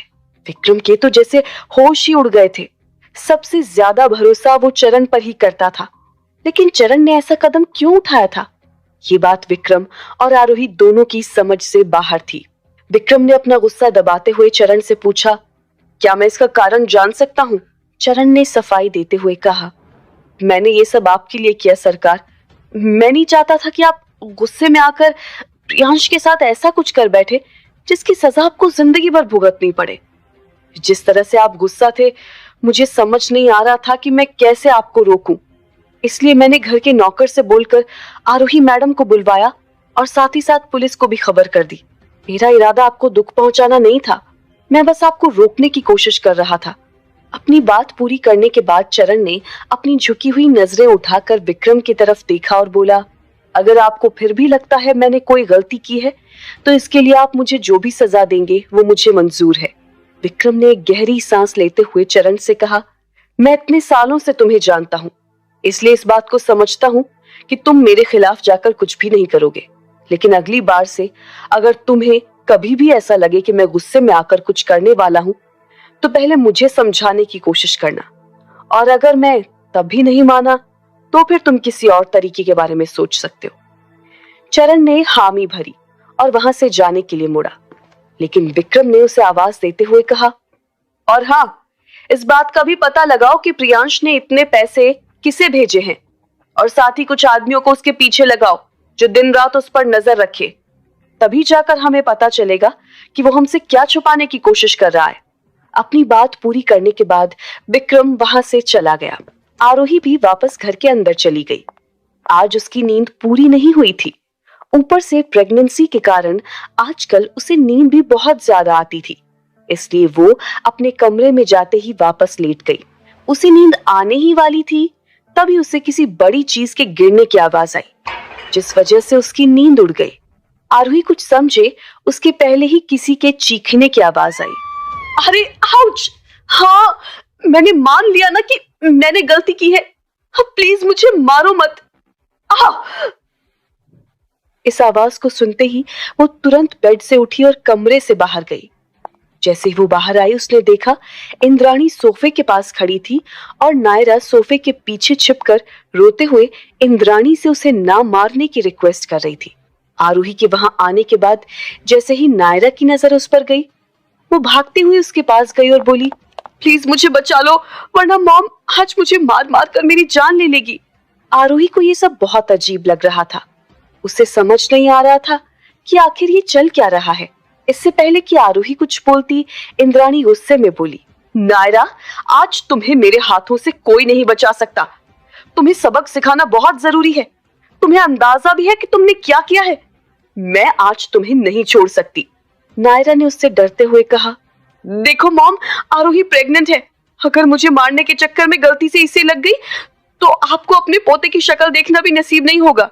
नायरा की इस बात से इंद्राणी के गुस्से का ठिकाना नहीं रहा और उसने दांत पीसते हुए कहा, बकवास बंद कर नायरा, आरोही को छोड़ और मेरे पास आ। आखिरी बार कह रही हूं। जब नायरा ने साफ इनकार कर दिया तो इंद्राणी ने कहा, तू ऐसे नहीं मानेगी। रुक, विक्रम को बुलाती हूँ, वही तुझे ठीक करेगा। विक्रम, विक्रम, यहाँ आओ तो। इंद्राणी को आवाज लगाते देख आरोही के पीछे खड़ी नायरा ने आरोही को पकड़कर बोला, तुम क्यों ऐसे चुप खड़ी हो? मॉम को समझाती क्यों नहीं? आरोही को अभी तक समझ नहीं आया था कि आखिर वहां चल क्या रहा है। इसलिए पूरे मामले को समझने के लिए आरोही ने इंद्राणी से पूछा, मॉम आप ऐसे गुस्सा क्यों हो रही हैं? ऐसा क्या हो गया है? आरोही की बात सुनते ही इंद्राणी ने आरोही के हाथ में एक लेटर पकड़ाया और उससे बोली, इसकी वजह से ये लेटर नायरा के कॉलेज से आया है, पढ़ो इसे, तुम्हें खुद समझ आ जाएगा कि इसने क्या गुल खिलाए हैं।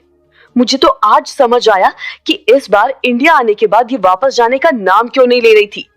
आरोही लेटर पढ़ रही थी, तभी इंद्राणी ने गुस्से में कहा, तुम्हारी ननद को उसके कॉलेज से निकाल दिया गया है। जिस कॉलेज में पढ़ाने के लिए इसका भाई इतने पैसे खर्च कर रहा था, इतनी मेहनत कर रहा था, उसकी इस लड़की को जरा भी कदर नहीं है।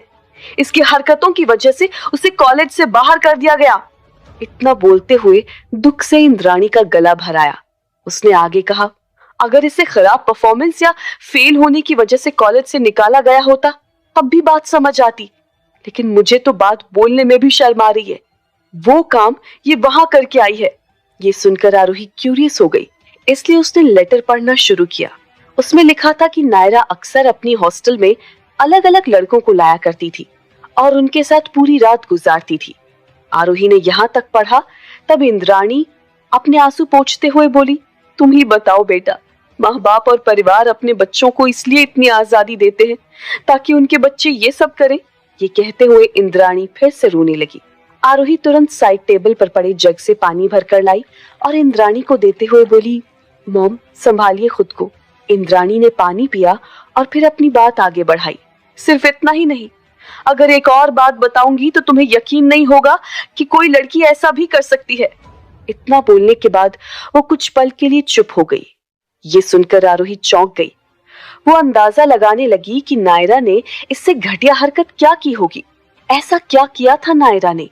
क्या उसने ऐसा कुछ किया है जिसकी वजह से विक्रम और रायजादा परिवार मुसीबत में पड़ जाए? जानने के लिए सुनिए इस कहानी का अगला एपिसोड सिर्फ पॉकेट एफएम ऐप पर।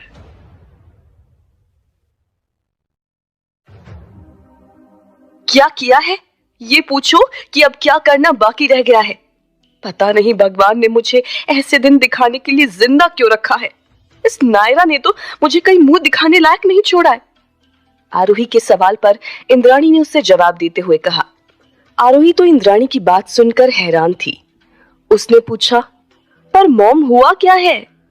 इंद्राणी ने रोते हुए आरोही से कहा, तुम इस घर की बहू हो इसलिए तुम्हें सब बताना जरूरी है, और पूरी बात सुनने के बाद तुम ही मुझे बताना कि अब मैं क्या करूं इस लड़की का। ये कहने के बाद इंद्राणी ने आरोही को बताया, इस लेटर के हिसाब से नायरा ने न सिर्फ अपने हॉस्टल में लड़कों को बुलाया बल्कि उसने अपने कॉलेज के प्रोफेसर्स के साथ भी, जिसमें से कुछ शादीशुदा भी थे, और ये बात पूरे कॉलेज में फैल गई। इसलिए उन सारे प्रोफेसर्स को कॉलेज से सस्पेंड कर दिया गया और नायरा को भी कॉलेज से निकाल दिया गया। इंद्राणी की बात सुनने के बाद आरोही को तो अपने कानों पर यकीन नहीं हो रहा था। उसने अपने मन में कहा, छी, ये किस किस्म की लड़की है? कॉलेज से इतनी बदनामी करवा के आई है, उसके बाद यहाँ भी अपनी हरकतों से बाज नहीं आ रही है। यहाँ आते ही उसने उत्कर्ष को फंसा लिया।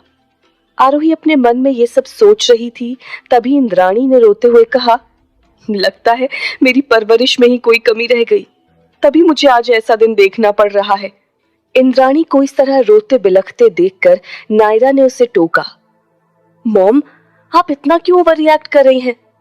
अरे अब्रॉड में ये सब आम बात है, वहां सब ओपन माइंडेड लोग रहते हैं, आप खामखा छोटी बात को बड़ा बना रही हैं। ये सुनकर इंद्राणी के गुस्से का ठिकाना नहीं रहा।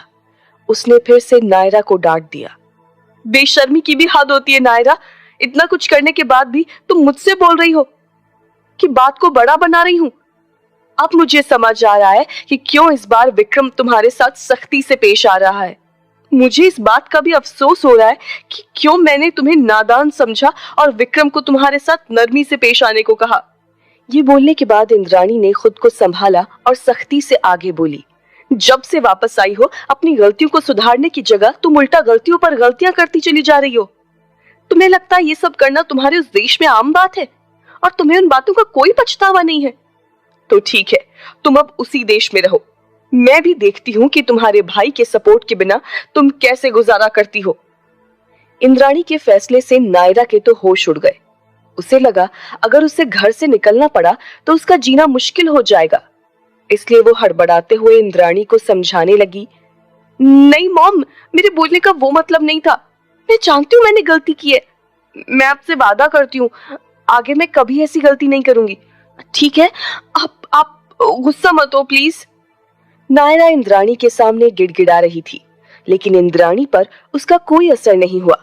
उसने नायरा से कह दिया, तुम पिछले 17 साल से इस परिवार का हिस्सा हो और तुम्हें अच्छे से पता है कि हमारे परिवार के संस्कार क्या हैं। मैं तुम्हें हमेशा सही और गलत के बीच फर्क करना सिखाती थी, लेकिन तुमने कभी कोई सही रास्ता अपनाया ही नहीं। अब बस बहुत हुआ। मैं तुम्हें समझा समझा कर थक चुकी हूँ, इसलिए अब तुम्हें इस घर से जाना ही होगा। इंद्राणी के अडिग फैसले को देखकर आरोही भी हैरान थी।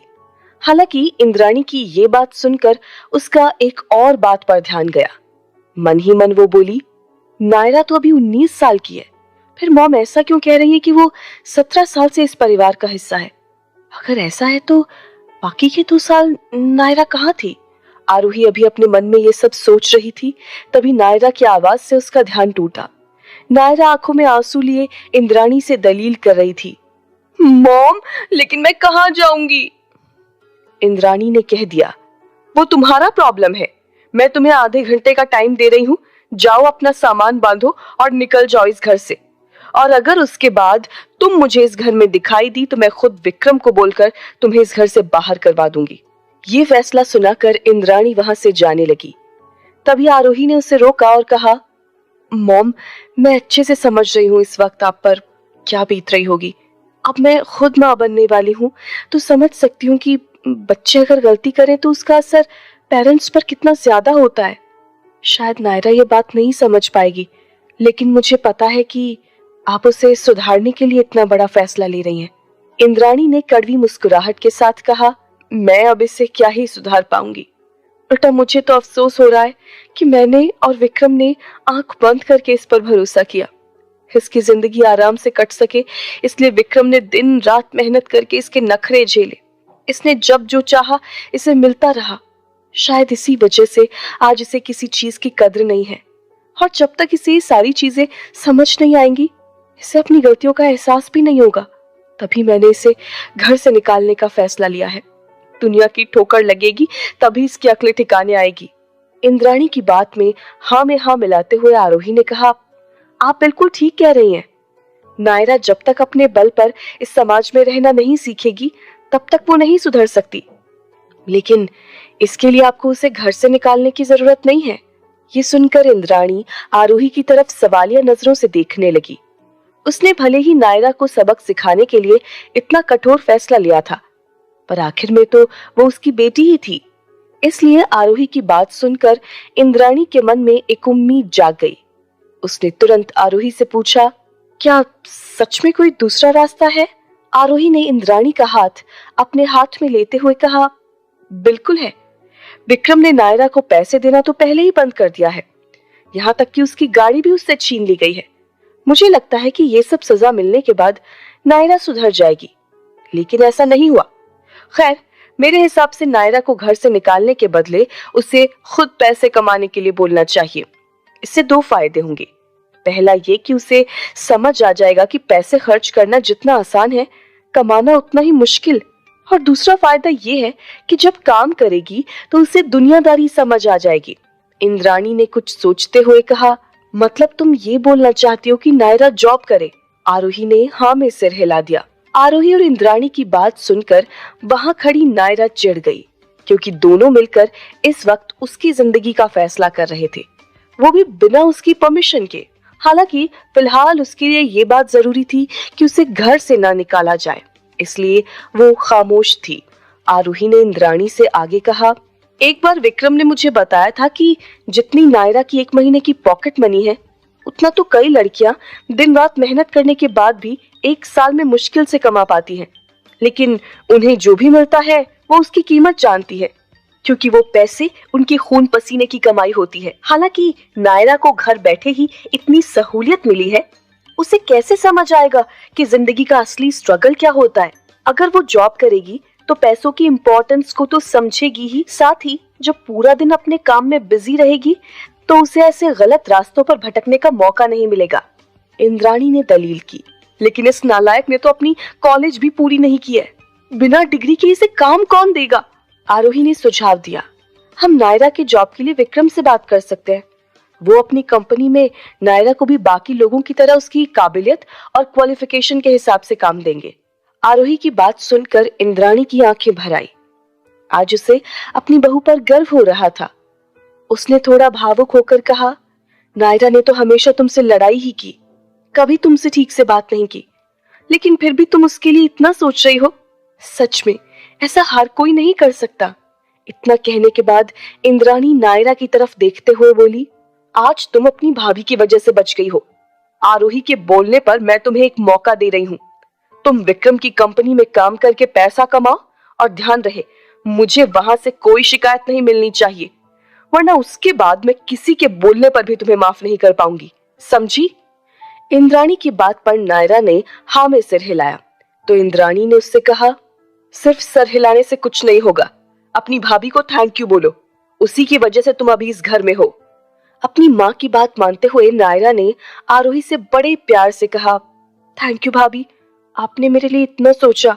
नायरा की इस मीठी बोली को सुनकर आरोही हैरान थी, क्योंकि जब से वो आई थी तब से वो सिर्फ उसकी जिंदगी में परेशानी ही खड़ी कर रही थी, और शिवानी से हाथ मिलाने के बाद तो उसने हद ही पार कर दी थी।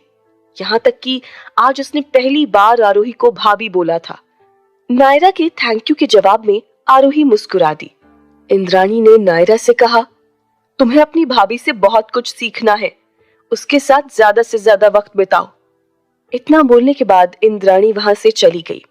इंद्राणी के जाते ही नायरा के चेहरे के हाव भाव बदल गए।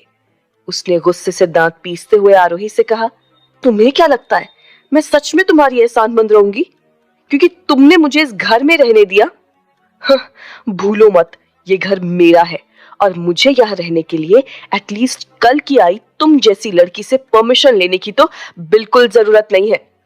और रही बात जॉब की, तो तुम सच में ये समझती हो कि मैं भैया की कंपनी में जाकर किसी लो लेवल पर जॉब करूंगी? In your dreams. जितनी वहां पर सैलरी होगी ना, उतने में तो मेरे एक दिन के खाने का खर्च भी नहीं निकलेगा। आरोही भी चुप बैठने वालों में से नहीं थी। उसने पलटवार किया, रंग बदलने में तो तुमने गिरगिट को भी पीछे छोड़ दिया। वैसे तुम्हें सच में ऐसा लगता है मैंने तुम्हें बचाने के लिए मॉम के सामने तुम्हारी सिफारिश की? बिल्कुल नहीं, मैंने ये सब बस विक्रम के लिए किया है, क्योंकि तुम्हारी इन घटिया हरकतों की वजह से बार बार तुम्हारे भाई को बहुत तकलीफ होती है। अगर उसे पता चलता कि उसकी बहन बेघर हो गई है तो शायद वो बहुत दुखी हो जाते। बाकी तुम फुटपाथ पर रहो तब भी कम से कम मुझे तो तुम पर जरा सी भी दया नहीं आएगी। ये सुनते ही नायरा तिलमिला उठी। आरोही ने आगे कहा, रही जॉब की बात, तो शुक्र मनाओ तुम्हारे भैया की कंपनी है, इसलिए तुम्हें जॉब मिलने के चांसेस है, वरना देगा कौन जॉब तुम्हें? और तुम शायद भूल गई कि मॉम ने तुमसे अभी अभी क्या कहा था। आज उन्होंने मेरी वजह से तुम्हें इस घर से नहीं निकाला, इसलिए ये बात याद रखना कि अगर मैं तुम्हें बेघर होने से बचा सकती हूँ तो निकलवा भी सकती हूँ। इतना बोलने के बाद आरोही मुड़कर अपने कमरे की तरफ जाने लगी। आरोही के इस मुंहतोड़ जवाब से नायरा तिलमिला गई थी, इसलिए वो उसे इतनी आसानी से जाने नहीं देना चाहती थी।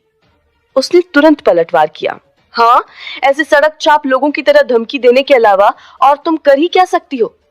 खुद भी तो ऐसी ही हो, साथ में मेरे भाई को भी गुंडागर्दी करने पर उतार दिया है। ये सुनते ही आरोही की कदम थम गए। अब क्या नया तमाशा करने वाली थी नायरा? कहीं आरोही ने उसे बचाकर कोई गलती तो नहीं की? जानने के लिए सुनिए इस कहानी का अगला एपिसोड सिर्फ पॉकेट एफएम ऐप पर।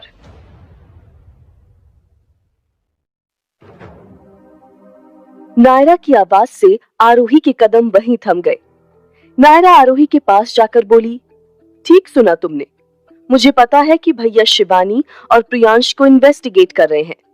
उन्हें शक है कि तुम्हें किडनैप करने के लिए उन्होंने उस गैंग को पैसे दिए थे, यहाँ तक कि उन्होंने प्रियांश को उठवा भी लिया था। क्या सच में तुम्हें ऐसा लगता है कि इन सब के पीछे शिवानी का हाथ है? आरोही पीछे मुड़कर नायरा को जवाब देते हुए बोली, क्या सच है और क्या झूठ ये तो हम पता लगा लेंगे, लेकिन तुम्हें एक सलाह जरूर देना चाहती हूँ। शिवानी को तुम अपनी बेस्ट फ्रेंड बनाए फिरती हो ना, उसे तुम ठीक से पहचानती नहीं। तुम भले ही उसके हर प्लान में मुंह उठाकर शामिल हो जाती हो, पर तुम्हें पता नहीं है वो तुम्हें यूज कर रही है। जिस दिन उसका काम पूरा हो जाएगा उस दिन से तुम्हारी तरफ देखेगी भी नहीं। तुम बस उसके लिए उसकी मंजिल तक पहुंचने का एक जरिया हो और कुछ नहीं। आरोही की बात सुनकर नायरा हंसने लगी। उसने आरोही से कहा, अरे मेरी भोली भाभी, मैं और शिवानी बेस्ट फ्रेंड्स हैं। ये किसने कह दिया तुमसे? नायरा की बात सुनकर आरोही कंफ्यूज हो गई। नायरा ने बात को जारी रखते हुए कहा, जस्ट बिकॉज मैं शिवानी के साथ रहती हूँ, आजकल उसकी साइड ले रही हूँ, तो तुमने ये मान लिया कि हम दोनों बेस्ट फ्रेंड्स हैं। क्या तुमने कभी अपने मतलब के लिए किसी से दोस्ती की है? उसकी बात सुनकर आरोही हैरान हो गई। उसने कहा, मतलब के लिए दोस्ती कौन करता है? नायरा ने तुरंत जवाब दिया, मैंने और शिवानी ने की। उसकी और मेरी दुश्मनी एक ही इंसान से है, मतलब कि तुम। और दुश्मन का दुश्मन दोस्त होता है, ये तो जानती होगी ना। चलो तुम्हें अच्छे से समझाती हूँ। शिवानी और मैं एक दूसरे को बिल्कुल पसंद नहीं करते थे। आज वो जैसी है, पहले वैसी थी भी नहीं, इसलिए उसने कभी मुझसे दोस्ती करना जरूरी भी नहीं समझा। लेकिन भैया के साथ तुम्हारी शादी ने उसकी जिंदगी बदल कर रख दी। उसका ये रूप देखकर तो पहले मैं भी हैरान थी, क्योंकि हमेशा शांत रहने वाली शिवानी तुमसे बदला लेने की बात कर रही थी। और जब मैं वापस आई तो तुमने मुझसे भी दुश्मनी मोल ले ली, इसलिए मुझे तो तुमसे अपना बदला लेना ही था। इतना बोलकर नायरा ने एक लंबी सांस ली और फिर आगे कहा, तो इस तरह हम दोनों की कॉमन दुश्मन थी तुम। हम दोनों ही तुम्हें अपनी जिंदगी से निकाल फेंकना चाहते थे, इसलिए हम दोनों ने हाथ मिला लिया। अब दोनों मिलकर एक ही काम करेंगे तो काम आसानी से पूरा हो सकता है ना? एक बार हमारे मकसद पूरे हो जाएं, फिर वो अपने रास्ते और मैं अपने। आरोही ने भी उसे करारा जवाब देते हुए कहा, फिर तो तुम दोनों के रास्ते कभी अलग नहीं होंगे। इतना बोलकर आरोही नायरा के चेहरे के बिल्कुल पास जाकर बोली, क्योंकि मैं ऐसा होने नहीं दूंगी। आरोही को ऐसा जवाब देते देखकर उसने कहा, कुछ साल पहले शिवानी भी ऐसे ही कॉन्फिडेंट थी कि भैया से उसकी शादी होगी, उन दोनों को कोई अलग नहीं कर सकता। लेकिन क्या हुआ देखो, उसे प्रियांश से शादी करनी पड़ी। पता है क्यों? मेरी वजह से। इतना बोलने के बाद वो अपनी हंसी नहीं रोक पाई।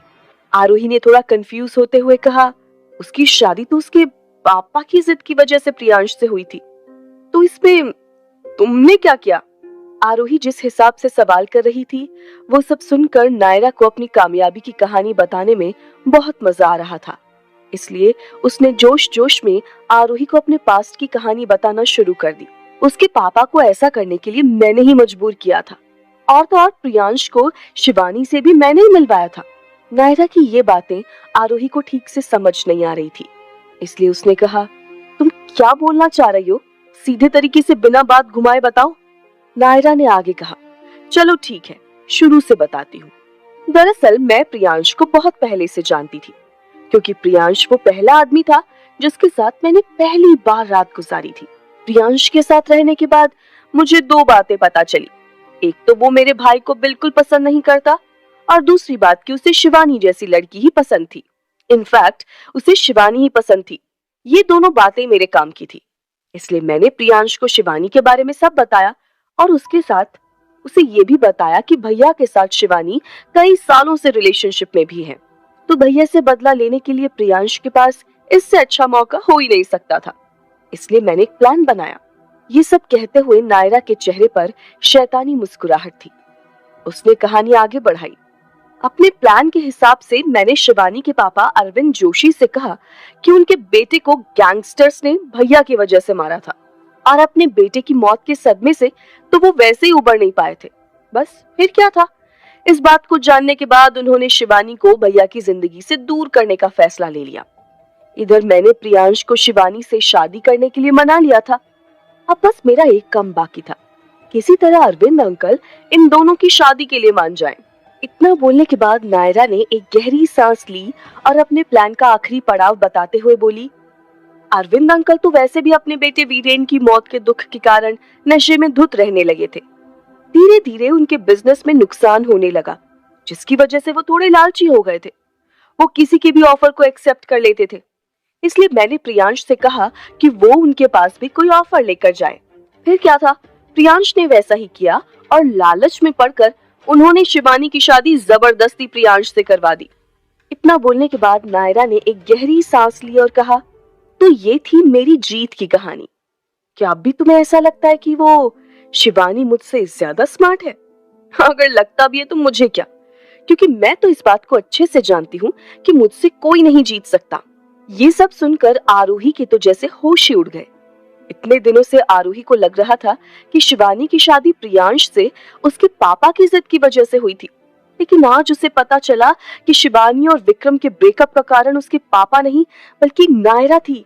आरोही ने नायरा से कहा, शिवानी को कभी पता चल गया कि उसकी जिंदगी उसके पापा ने नहीं बल्कि तुमने बर्बाद की है, तो सोचा है तुमने इसका अंजाम क्या होगा? ऊपर से अपनी सारी कहानी तुमने मुझे भी सुना दी। अब अगर मैंने ये सब जाकर शिवानी को बता दिया तो बुरी तरह फंस गई हो तुम। अब क्या करोगी तुम? आरोही बस देखना चाहती थी कि नायरा उसके सवाल का क्या जवाब देती है। हालांकि नायरा के चेहरे पर डर की एक शिकन भी नहीं आई। उसने पूरे एटीट्यूड के साथ आरोही को ललकारा, अगर शिवानी तुम्हारी बातों पर भरोसा करे तो जाओ, बोल दो उसे सारा सच। और अगर उसने यकीन कर भी लिया तो मेरा क्या बिगाड़ लेगी? मुझे जो करना था मैं कर चुकी हूँ, और हमारी ऐसी कोई दोस्ती भी नहीं है जिसके खराब होने का मुझे डर होगा। तो इस कहानी में हेड भी मेरा है और टेल भी मेरी। आरोही समझ चुकी थी कि नायरा जैसी लड़की से डील करना उसके लिए इतना आसान नहीं था, लेकिन उसे एक बात समझ नहीं आ रही थी, इसलिए उसने सीधा नायरा से ही पूछ लिया, वैसे मुझे एक बात बताओ कि तुमने मुझे ये बात बताई ही क्यों? नायरा ने पूरे कॉन्फिडेंस के साथ कहा, तुम्हें ये समझाने के लिए कि अगर शिवानी और भैया के इतने सालों के रिलेशनशिप को मैं तुड़वाकर उन्हें अलग कर सकती हूँ, तो तुम तो अभी आई हो, इसलिए तुम भी आज नहीं तो कल मुझसे हार ही जाओगी। बेहतर होगा कि तुम मुझसे पंगे लेना बंद कर दो। नायरा की इस बात का आरोही ने कोई जवाब नहीं दिया, लेकिन उसे इतना तो समझ आ गया था कि उसने नायरा को जितना समझा था उससे कई गुना ज्यादा वो शातिर थी। आरोही ने तय कर लिया था कि अब से वो नायरा से ज्यादा सतर्क रहेगी। अगले दिन सुबह विक्रम के ऑर्डर का पालन करते हुए नायरा को जबरदस्ती उसके ऑफिस जाना पड़ा। विक्रम ने नायरा को वेयरहाउस में डिलीवरी की इन्वेंट्री संभालने का काम दिया था। उसने नायरा को साफ शब्दों में समझाया कि तुम कंपनी में नायरा रायजादा नहीं बल्कि एक आम एम्प्लॉय हो। तुम्हें अपनी जॉब से रिलेटेड सारे रोल्स और रेस्पॉन्सिबिलिटीज को ईमानदारी और पूरी मेहनत से निभाना होगा, जैसे बाकी सभी एम्प्लॉयज करते हैं। तुम्हारी गलतियों और मनमर्जी के लिए यहाँ कोई माफी नहीं होगी। तुम्हारे ठीक से काम करने पर तुम्हारा प्रमोशन हो सकता है, लेकिन अगर तुमने गलती की तो तुम्हें यहाँ से बाहर भी निकाला जा सकता है। नायरा ने भी चुपचाप विक्रम की बात मान ली, क्योंकि इस वक्त उसके साथ बहस में पड़कर नायरा बेघर होने का रिस्क नहीं ले सकती थी। देखते ही देखते कुछ दिन बीत गए। नायरा रोज चुपचाप काम पर जाती और वापस आ जाती। उसने आरोही के साथ बहस करना भी बंद कर दिया था।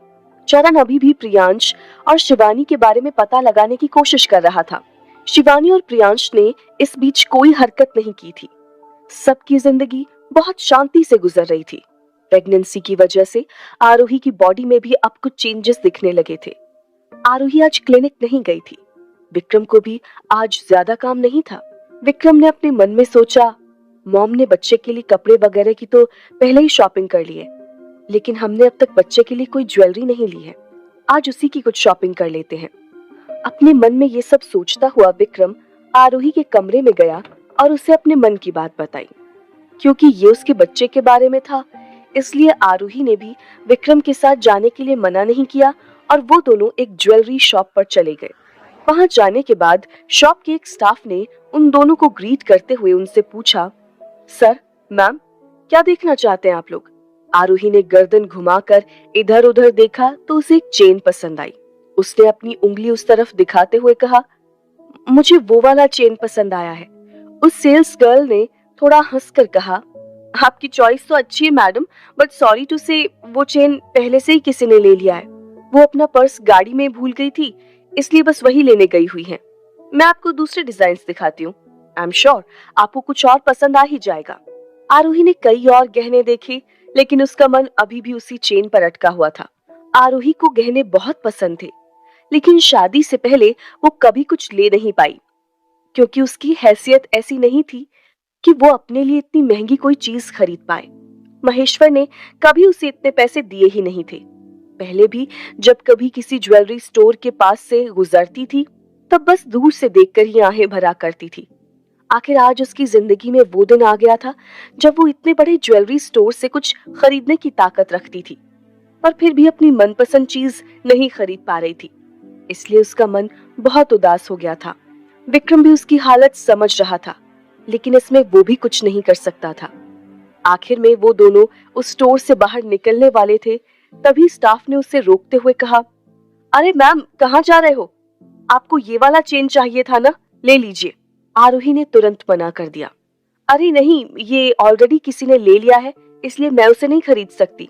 स्टाफ ने उसे समझाते हुए कहा, जिस मैडम ने इस चेन को पसंद किया था वो अपनी गाड़ी से अपना पर्स लेने गई थी, लेकिन अब तो लगभग आधा घंटा हो गया है, पर वो वापस नहीं आई। शायद उन्होंने अपना मन बदल लिया होगा।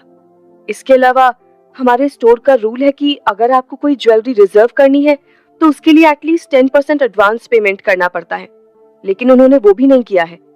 इसलिए अब हमें उनका और वेट करने की जरूरत नहीं है। आप चाहें तो इसे खरीद सकते हैं। उसकी बात सुनते ही आरोही खुश हो गई। विक्रम ने तुरंत पेमेंट किया और स्टाफ ने उस चेन को पैक करके आरोही को दे दिया। उस चेन को लेकर आरोही बहुत खुश थी। हालांकि उन्हें नहीं पता था कि वहां पर एक बहुत बड़ा तमाशा होने वाला है। क्या होने वाला था ज्वेलरी स्टोर में? शिवानी और प्रियांश इतने दिनों से कोई हरकत क्यों नहीं कर रहे थे? क्या आरोही की जिंदगी में ये शांति किसी नए तूफान का इशारा है? जानने के लिए सुनिए इस कहानी का अगला एपिसोड सिर्फ पॉकेट एफएम ऐप पर। चेन खरीदकर विक्रम और आरोही स्टोर से निकल ही रहे थे, तभी उन्हें एक आवाज सुनाई दी। ऐसा कैसे कर सकते हैं आप लोग? उन लोगों ने आवाज की दिशा में देखा तो नायरा और शिवानी स्टोर के एंट्रेंस पर खड़े थे। मेरी बेस्ट फ्रेंड तुम्हें कुछ मिनट पहले बताकर गई थी ना कि वो अपना पर्स लेकर आ रही है, फिर इसकी पेमेंट करेगी। ये चेन उसने लिया था, फिर तुमने कैसे किसी और को दे दिया? आरोही ने देखा कि नायरा शिवानी के साथ वहां खड़ी स्टोर के स्टाफ पर चिल्ला रही थी। अपनी बात पूरी करते हुए नायरा और शिवानी स्टोर के स्टाफ के पास चले गए। नायरा ने स्टाफ से कहा, मैंने सुना कैसे तुम इन लोगों से बोल रही थी कि मेरी दोस्त ने अपना मन बदल दिया होगा, लेकिन मन उसने नहीं बल्कि तुमने बदला है। इतने बड़े बिजनेसमैन को यहाँ देखकर ये आलीशान स्टोर खोल रखा है, लेकिन हरकतें वही चिंदियों वाली है। नायरा अपना गुस्सा स्टाफ पर निकाल रही थी और वो चुपचाप सिर झुकाकर सुन रही थी। स्टोर पर ये तमाशा देखकर आसपास के लोग भी बातें करने लगे थे। उनमें से कुछ लोग शहर के बड़े बिजनेसमैन विक्रम रायजादा को पहले से जानते भी थे, लेकिन नायरा पर इसका कोई असर नहीं पड़ रहा था। उसे जो बोलना था उसने बोल दिया था, आगे वो भी चुप नहीं होने वाली थी। नायरा की बात का जब उस सेल्स गर्ल ने कोई जवाब नहीं दिया तो उसने उसके चेहरे के सामने अपना हाथ हिलाते हुए कहा, ओह हेलो, मैं तुमसे बात कर रही हूँ। तुम्हें सुनाई नहीं दे रहा है या ना सुनने का नाटक कर रही हो? नायरा की ऐसी हरकत देखने के बाद सेल्स गर्ल ने कहा, सॉरी मैम, लेकिन आपकी दोस्त काफी देर तक वापस नहीं आई और उन्होंने कोई एडवांस पेमेंट भी नहीं किया था, इसलिए हमारे स्टोर की पॉलिसी के हिसाब से जो सही था मैंने बस वही किया। मैं तो बस अपना काम कर रही थी। नायरा उसे डांटने वाली थी, लेकिन उससे पहले शिवानी विक्रम के पास आई और बोली, विक्रम, मुझे पता है आरोही ने ये चेन अपने बच्चे के लिए ली है, लेकिन इसे पहले मैंने पसंद किया था। मैं समझती हूँ तुम सिर्फ आरोही को सुनते हो और उसके हिसाब से ही सब करते हो, लेकिन क्या तुम अपने दोनों बच्चों में भी फर्क रखोगे? मेरी कोख में भी तो तुम्हारा ही बच्चा पल रहा है, तो क्या इसके लिए तुम्हारी कोई जिम्मेदारी नहीं बनती? ये सुनते ही वहां मौजूद सब लोग दंग रह गए और आपस में कानाफूसी करने लगे। शिवानी की बात सुनकर विक्रम चुप था। विक्रम ये बच्चा कभी नहीं चाहता था, लेकिन उसे इंद्राणी की जिद की वजह से चुप रहना पड़ रहा था। विक्रम इस वक्त गुस्से में भरा हुआ और मजबूर महसूस कर रहा था। आरोही उसके चेहरे को देखकर समझ गई थी कि विक्रम के दिमाग में इस वक्त क्या चल रहा होगा, इसलिए सिचुएशन को संभालते हुए शिवानी की बातों का जवाब आरोही ने दिया। वैसे तुम खुद इस बात को अच्छे से जानते हो कि मैं या विक्रम, हम दोनों में से कोई भी जबरदस्ती इस चेन को लेकर नहीं जा रहे थे। स्टोर के स्टाफ ने हमसे कहा, उसके बाद ही हमने इसे लिया है। और मुझे ये बात अच्छे से पता है कि तुम्हारा इंटरेस्ट इस चेन में नहीं है। तुम्हें प्रॉब्लम इस बात से है कि तुमने जो चीज पसंद की थी वो मैंने ले ली, जो तुमसे बर्दाश्त नहीं हो रहा है। अगर मेरी जगह किसी और ने ये चेन ली होती तो तुम पलट कर भी इसकी तरफ नहीं देखती। आरोही की बात का शिवानी ने जवाब देते हुए कहा, ऐसा बिल्कुल नहीं है। तुमने फिर गलत समझ लिया मुझे आरोही, क्योंकि मुझे जो चीज पसंद होती है मेरा ध्यान उसी चीज पर होता है और उसे मैं हर हाल में पाकर रहती हूँ। अपनी पसंद की चीज को मुझे किसी के साथ भी शेयर करना बिल्कुल अच्छा नहीं लगता, चाहे वो तुम हो या फिर कोई और। शिवानी अपनी बातों के जरिए क्या कहना चाह रही थी, ये बात आरोही को अच्छे से समझ आ रही थी। दरअसल वो इनडायरेक्टली जिस चीज की बात कर रही थी वो चेन नहीं बल्कि विक्रम था। उसकी बात सुनने के बाद आरोही ने कहा, अगर इस चेन को तुम्हें देकर मुझे तुमसे छुटकारा मिलेगा तो ये लो और दफा हो जाओ यहाँ से। मैं समझूंगी कि मैंने इसे किसी को दान में दे दिया। इतना बोलने के बाद आरोही चेन सेल्स गर्ल को लौटाते हुए बोली, इसके बिल पर नाम चेंज करके ये चेन इसी मैडम को दे देना। स्टाफ के पास कोई चारा नहीं था, इसलिए आरोही की बात मानते हुए वो तुरंत बिल पर नाम चेंज करने लगी। लेकिन उससे पहले उसने पूछा, नाम क्या है मैडम का? वहीं खड़ी नायरा ये सब तमाशा देख रही थी। उसने स्टाफ को बताया, शिवानी जोशी नाम डालो।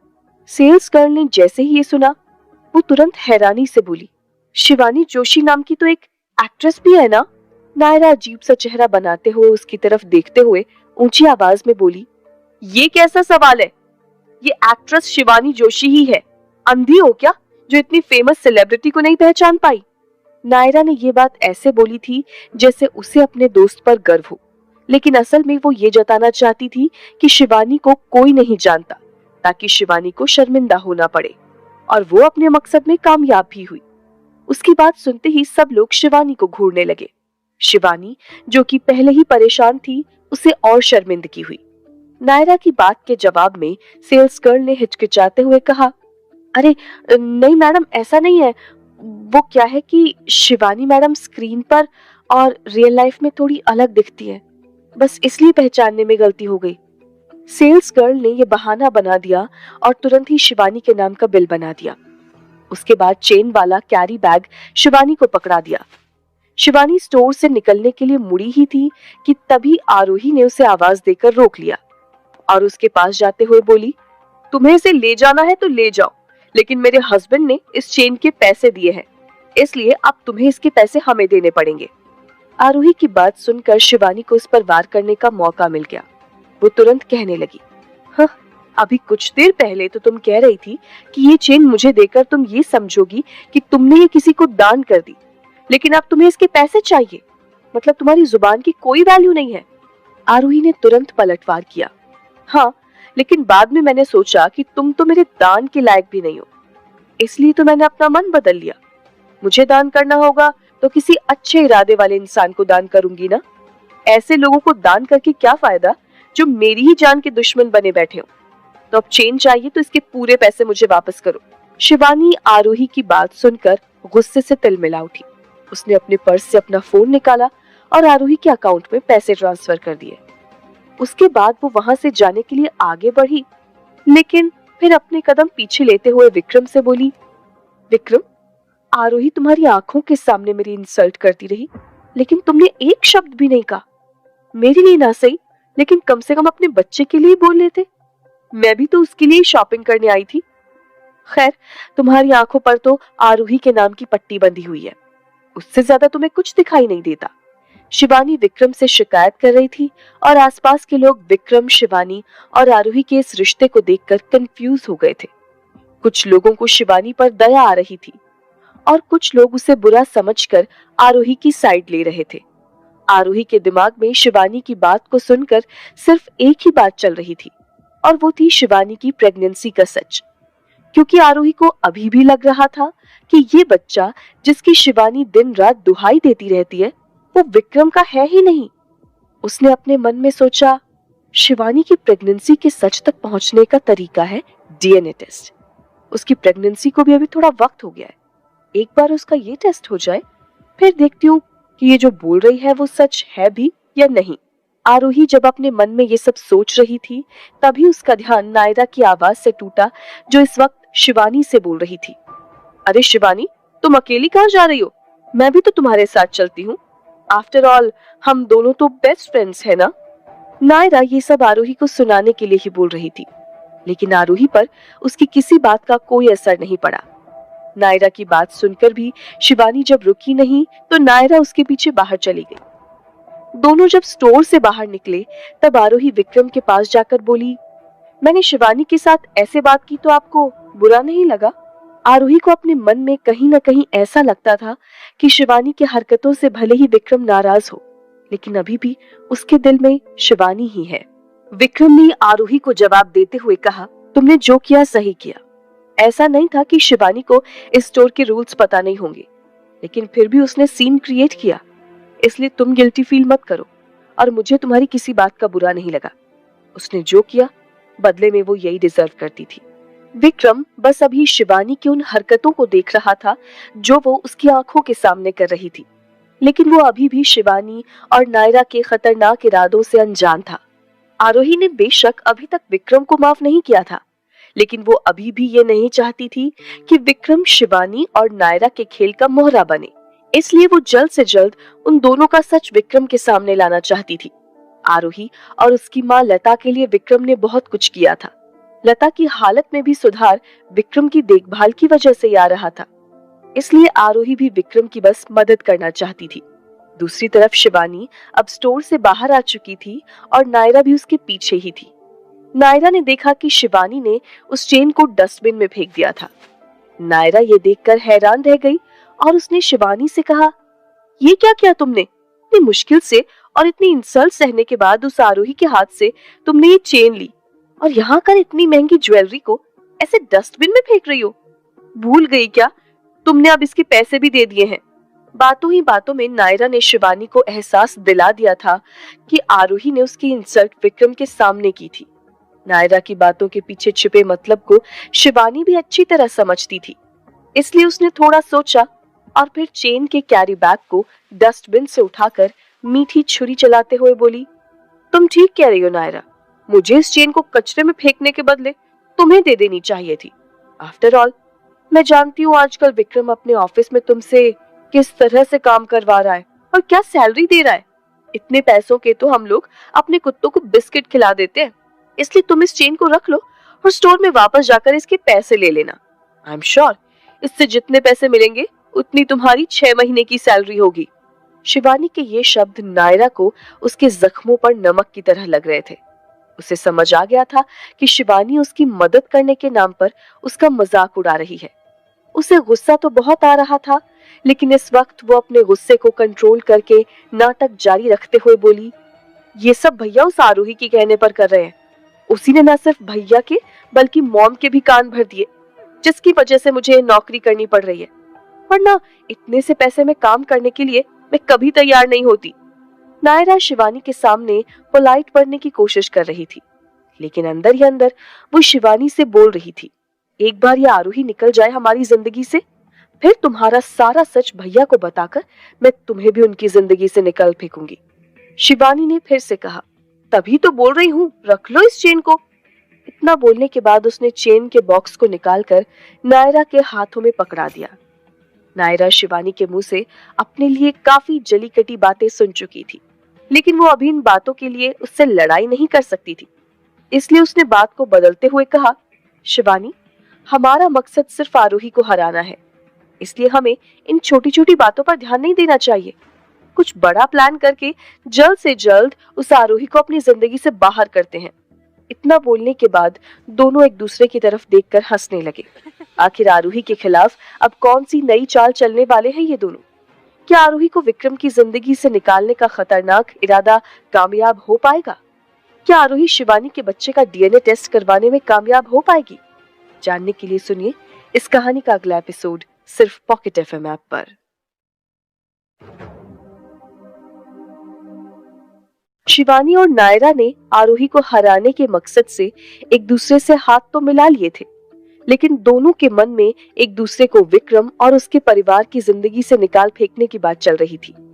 नायरा की तरफ देखते हुए शिवानी अपने मन में बोल रही थी, तुम चाहे मेरे सामने कितनी भी भोली क्यों ना बन लो, मैं तुम्हारा सच जानती हूँ, क्योंकि प्रियांश ने मुझे सब बता दिया है कि तुम मुझसे पहले से उसे जानती थी और तुम्हारे और प्रियांश के बीच जो कुछ भी था वो सब पता है मुझे। एक बार आरोही को विक्रम की जिंदगी से निकालने में कामयाब हो गई तो फिर तुम्हारा असली चेहरा विक्रम को दिखा कर रहूंगी। दोनों ही इस वक्त एक दूसरे की शक्ल तक देखना नहीं चाहते थे, लेकिन उनकी मजबूरी ने उनके रास्ते को एक कर दिया था। शिवानी इस वक्त अपने मन में नायरा के खिलाफ प्लान बना रही थी। तभी नायरा ने उसका हाथ पकड़ते हुए कहा, तुम समझ रही हो ना कि मैं तुमसे क्या बोल रही हूँ? हमें इस वक्त सिर्फ आरोही पर फोकस करना है। उसकी बात सुनकर शिवानी ने अपना सर हाँ में हिलाया और वापस जाने के लिए गाड़ी में बैठने जा ही रही थी। तभी उसके फोन पर सुशांत का फोन आया। शिवानी नायरा के सामने सुशांत से बात नहीं करना चाहती थी, इसलिए वो वॉशरूम जाने का बहाना करके वहां से निकल गई। नायरा से थोड़ी दूर जाने के बाद उसने सुशांत को वापस कॉल किया और उसकी कॉल उठाते ही बोली, आपको कितनी बार बोला है ना कि फोन पर कोई बात करना सेफ नहीं है? भूल गए क्या? विक्रम और चरण अभी भी हमारे बारे में पता कर रहे हैं और फोन कॉल को मॉनिटर करके उनके हाथ सबूत लग सकता है। सुशांत के फोन उठाते ही शिवानी ने एक सांस में इतना कुछ बोल दिया। सुशांत ने गंभीर लहजे में कहा, अगर बात इतनी जरूरी नहीं होती तो मैं कभी आपको कॉल नहीं करता। सुशांत की आवाज सुनने के बाद शिवानी को ऐसा लगा कि कुछ तो जरूर हुआ है, इसलिए उसने सुशांत से कहा, आप ऐसे क्यों बात कर रहे हैं? क्या हुआ है? उसके बाद सुशांत की बात सुनकर शिवानी के होश उड़ गए। वो फूट फूट कर रोती हुई जमीन पर बैठ गई। दूसरी तरफ आरोही अभी भी स्टोर में ही थी। वो चेन तो नहीं ले पाई थी, इसलिए उसने अपने बच्चे के लिए ब्रेसलेट ले लिया। विक्रम जब उसके पेमेंट के लिए गया तो आरोही ने उसे मना करते हुए कहा, शिवानी ने जो उस चेन के पैसे वापस किए हैं वो मेरे अकाउंट में ही है, इसलिए मैं उन पैसों से ही इस ब्रेसलेट का पेमेंट कर देती हूँ। ये कहकर आरोही कैश काउंटर पर गई। जब आरोही पेमेंट कर रही थी उस वक्त विक्रम के फोन पर चरण का कॉल आया। बात करते ही विक्रम के चेहरे का रंग उड़ गया। आरोही ने जब विक्रम को ऐसे देखा तो उसे समझ नहीं आ रहा था कि ऐसी क्या बात हो गई जो विक्रम अचानक इतना परेशान हो गया है। उसने विक्रम से पूछा, क्या हुआ, सब ठीक है ना? विक्रम मानो बुत बनकर खड़ा था।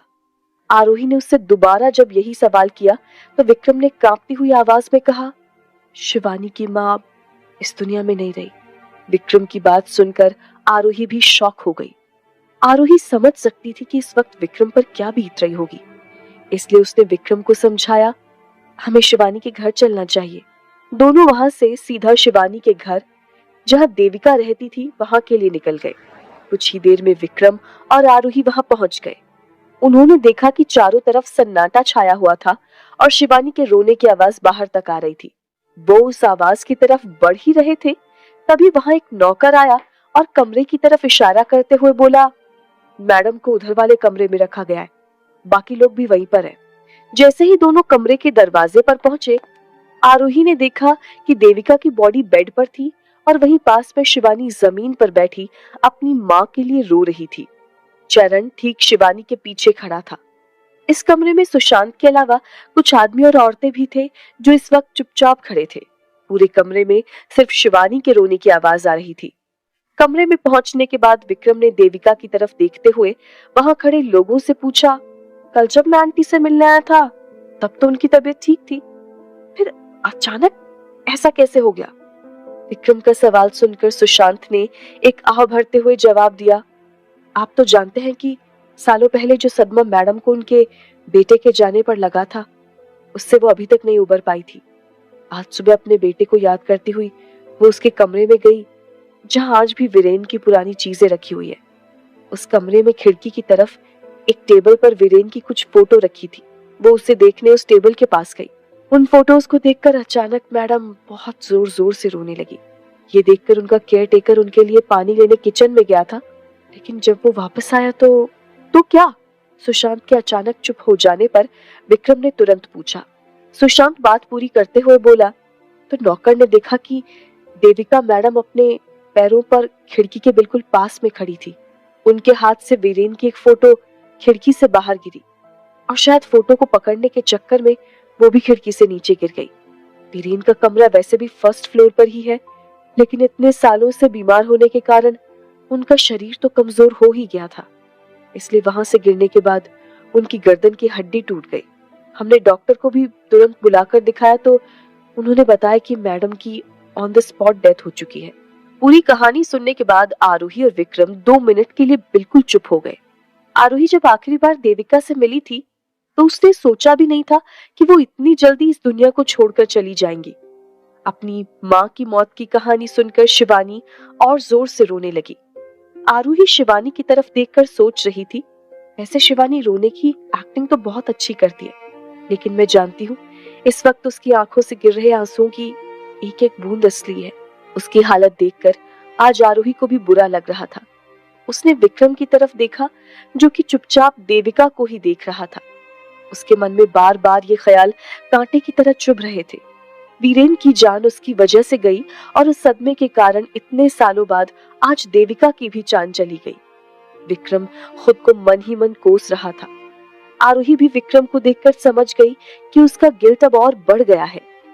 आरूही को विक्रम से चाहे कितने भी प्रॉब्लम्स हो, लेकिन इस वक्त वो उसे दिलासा देना चाहती थी, इसलिए उसके कंधे पर हाथ रखकर हौसला देने की कोशिश कर रही थी। शिवानी को इस तरह से रोते हुए देखकर सुशांत उसके पास आकर बोला, अपने आप को संभालिए मैडम, मैं आपके दुख को समझ सकता हूँ और ये भी जानता हूँ कि मेरे कुछ भी बोलने से आपका ये दुख कम नहीं होगा, लेकिन आप ये भी सोचिए, देविका मैडम इतने सालों से तकलीफ में थी।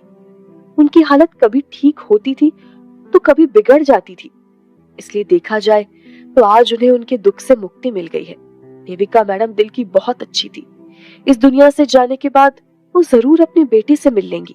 ये सब सुनकर शिवानी चुप होने की जगह और जोर से रोने लगी। सुशांत ने शिवानी के सिर पर हाथ रखते हुए फिर से कहा, मैडम अपनी नहीं तो कम से कम अपने होने वाले बच्चे के बारे में सोचिए। आपका इस तरह से रोना, स्ट्रेस लेना, ये सब आपके बच्चे के लिए सेफ नहीं है। मुझे लगता है आपको थोड़ी देर आराम कर लेना चाहिए। इतना बोलकर सुशांत ने शिवानी को उसकी जगह से उठाने की कोशिश की, लेकिन शिवानी नहीं उठी।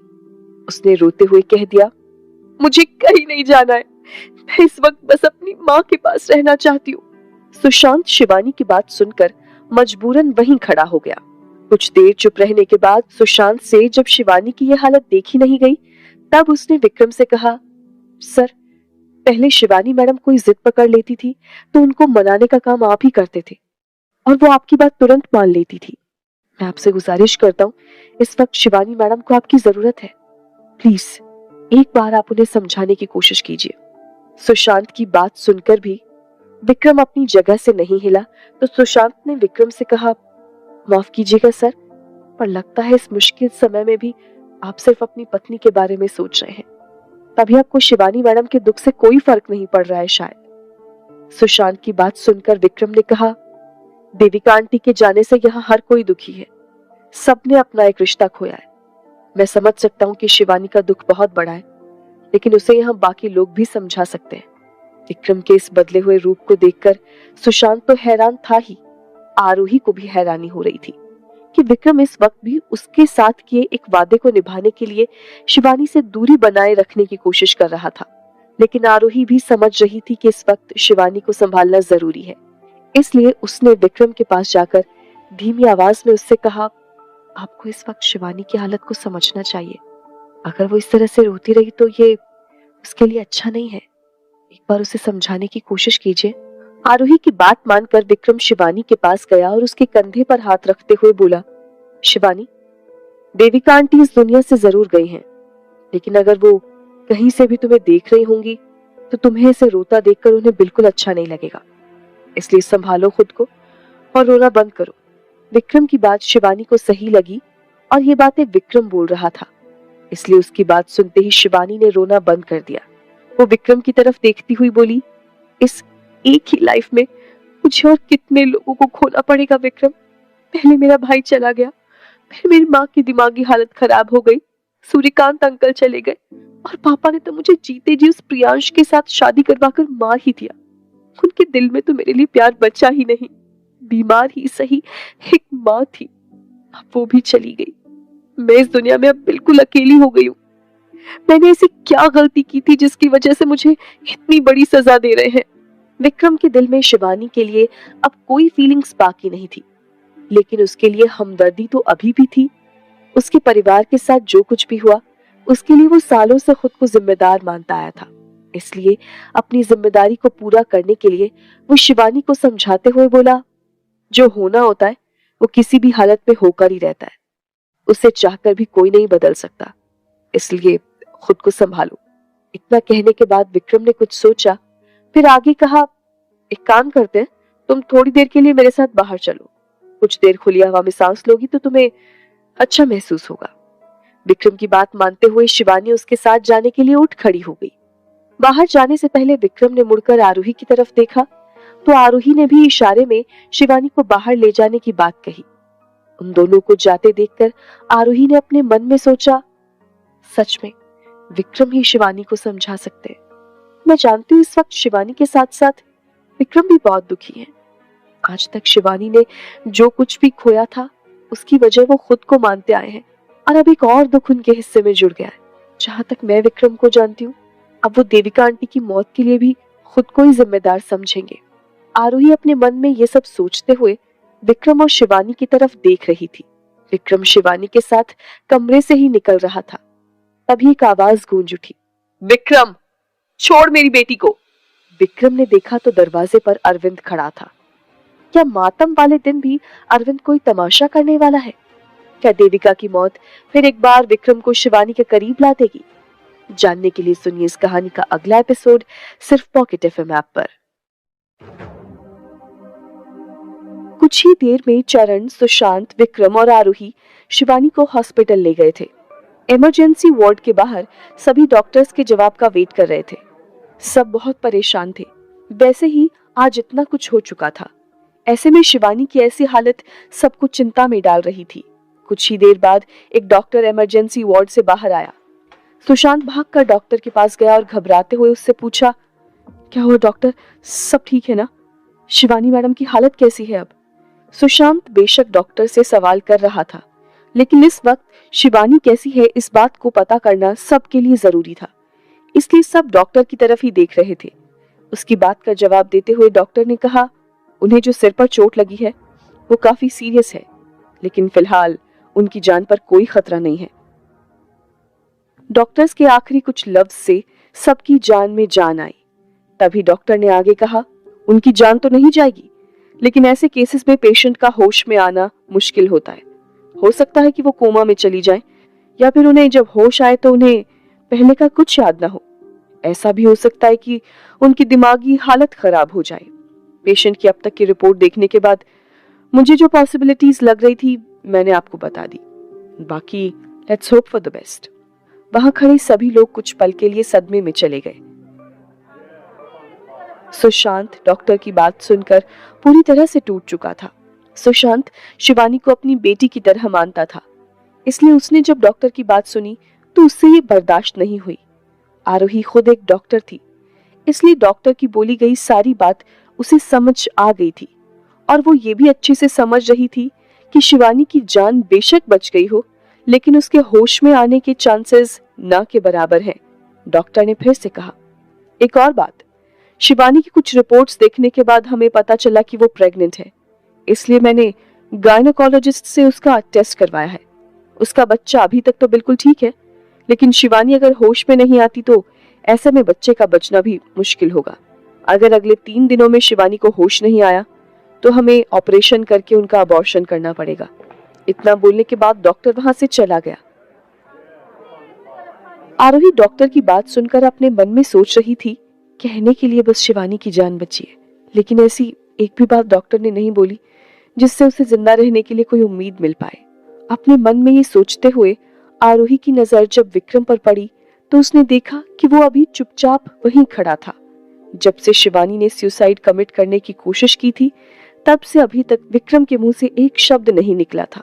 उसे जैसे इन सब बातों का सदमा लग गया था।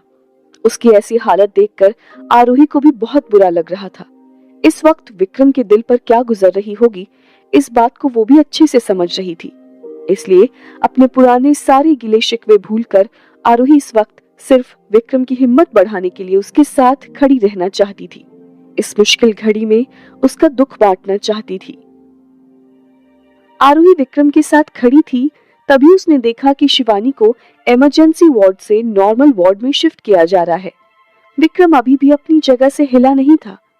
सुशांत भी दुखी मन से वही सब देख रहा था। उससे जब रहा नहीं गया तो उसने विक्रम से कहा, मुझे लगता है आपको इस वक्त शिवानी मैडम के साथ रहना चाहिए। क्या पता आपको अपने आसपास महसूस करके उनकी तबीयत में कुछ सुधार हो जाए। सुशांत की बातों पर भी विक्रम ने कुछ रिएक्ट नहीं किया। विक्रम के इस बर्ताव से सुशांत समझ गया कि वो अपनी जगह से हिलने वाला नहीं था। इसलिए हमेशा शांत रहने वाला सुशांत इस वक्त विक्रम से चिढ़ गया था। उसने विक्रम से कहा, मुझे कभी नहीं लगा था कि आप इस तरह बदल जाएंगे। आपको अभी भी बस अपनी वाइफ की चिंता है। आप ये देख नहीं पा रहे हैं कि इस वक्त शिवानी मैडम की हालत क्या हो गई है। अरे जब कोई मरने की कगार पर होता है तो उस वक्त अनजान आदमी भी उसके पास खड़ा होने को तैयार रहता है। लेकिन आपने कभी तो शिवानी मैडम से प्यार किया था। उसके बाद आज की उनकी ऐसी हालत देखकर आपका दिल नहीं पिघल रहा। आज वो जिंदगी और मौत के बीच झूल रही हैं। इस वक्त मैं बस इतना बोलना चाहता हूँ कि आप थोड़ी देर के लिए ही सही उनसे मिल लीजिए। सुशांत की बात का जवाब देते हुए विक्रम ने कहा, मेरे वहां उसके पास होने से क्या बदल जाएगा। डॉक्टर अपना काम कर रहे हैं। अगर उसे होश आना होगा तो आ ही जाएगा। विक्रम की बात सुनने के बाद सुशांत के पास बोलने के लिए कुछ नहीं बचा था। विक्रम के मुंह से ऐसा जवाब सुनकर आरोही खुद भी हैरान थी। इससे पहले कि वो विक्रम से कुछ बोल पाती, उसने देखा विक्रम लिफ्ट की तरफ बढ़ रहा था। उसके पीछे जाते हुए आरोही ने पूछा, अरे आप कहाँ जा रहे हैं। इतना बोलते हुए आरोही भी लिफ्ट में गई और लिफ्ट का डोर क्लोज हो गया। हालांकि विक्रम ने कोई जवाब नहीं दिया। लिफ्ट में उन दोनों के अलावा कोई नहीं था। आरोही ने देखा कि जब शिवानी ने खुद की जान लेने की कोशिश की है, उसके बाद से विक्रम की आंखों में आंसू थे, जिसे वो किसी तरह बाहर आने से रोकना चाह रहा था। आरोही विक्रम का दुख समझ रही थी, इसलिए उसने विक्रम से धीमी आवाज में कहा, कभी कभी रो लेना भी अच्छा होता है। रोने से दिल हल्का हो जाता है और मन में दबी सारी फीलिंग्स भी निकल जाती है। इसलिए आपको भी अपने आंसुओं को ऐसे छिपाने की जरूरत नहीं है। रोकर अपना मन हल्का कर सकते हैं। शायद आपको उसके बाद थोड़ा बेटर फील हो। आरोही की बात सुनकर विक्रम, जो अभी तक इधर उधर देखकर अपने आंसू छुपाने की कोशिश कर रहा था, वो आरोही की तरफ देखने लगा। आरोही ने उसे समझाते हुए कहा, इतने दिनों में मैं जितना भी आपको समझ पाई हूँ, उससे इतना तो समझ आया है कि आपने जानबूझकर जोशी फैमिली के साथ ऐसा नहीं किया होगा। उस परिवार के साथ जो भी हुआ, उसके लिए जितने दुखी वो लोग हैं, उससे ज्यादा परेशान आप रहते हैं। इसलिए जो भी हुआ उसके लिए खुद को दोष देना बंद कीजिए। मैं जानती हूँ उसमें आपकी कोई गलती नहीं होगी। इतना बोलने के बाद आरोही विक्रम का हाथ अपने हाथ में लेते हुए बोली, अगर आप मेरी वजह से शिवानी के करीब नहीं जा रहे हैं तो आपको इस बात की चिंता करने की जरूरत नहीं है। आप उससे मिल सकते हैं, मुझे कोई दिक्कत नहीं है। आरोही ने जैसे ही विक्रम का हाथ अपने हाथ में लिया, उसे जैसे एक सहारा मिल गया। इतने सालों से विक्रम अपने इमोशन सबसे छिपाया करता था। आज आरोही का हाथ उसके हाथ में आते ही वो इमोशन आंसू बनकर उसकी आंखों से बह गए। उसकी कुछ बूंद आरोही के हाथ पर गिर गई। इतनी देर में लिफ्ट भी नीचे आ चुकी थी। विक्रम ने तुरंत अपने आंसू पोंछे। अब उसे पहले से थोड़ा हल्का महसूस हो रहा था। लिफ्ट से निकलकर दोनों अभी रिसेप्शन एरिया के पास पहुंचे, तभी उनकी नजर चरण पर गई। चरण ने जब विक्रम का चेहरा देखा तो उसे भी समझ आ गया था कि वो बहुत दुखी है। इसलिए उसने विक्रम से वही बातें बोली जो आरोही उसे समझा रही थी। चरण की बात को सुनकर विक्रम ने जवाब दिया, मुझे इस बारे में कोई बात नहीं करनी है। तुम आरोही को लेकर गाड़ी में बैठो, मैं कुछ देर में आता हूँ। इतना बोलकर विक्रम वहां से चला गया। चरण जब आरोही को लेकर पार्किंग एरिया में आया तो उन्होंने देखा कि विक्रम दूर खड़ा सिगरेट पी रहा था। विक्रम को स्मोकिंग करता देख चरण शिवानी से बोला, सरकार की ये हरकतें ही बता रही हैं कि वो कितने परेशान हैं। सरकार जब किसी बात को लेकर बहुत ज्यादा परेशान होते हैं तभी सिगरेट पीते हैं, वरना ये उसे हाथ भी नहीं लगाते। आरोही मैडम, सरकार आपसे किए वादे को निभाने के लिए शिवानी मैडम से मिलने तक नहीं गए, लेकिन मैं जानता हूँ वो अंदर ही अंदर घुट रहे हैं।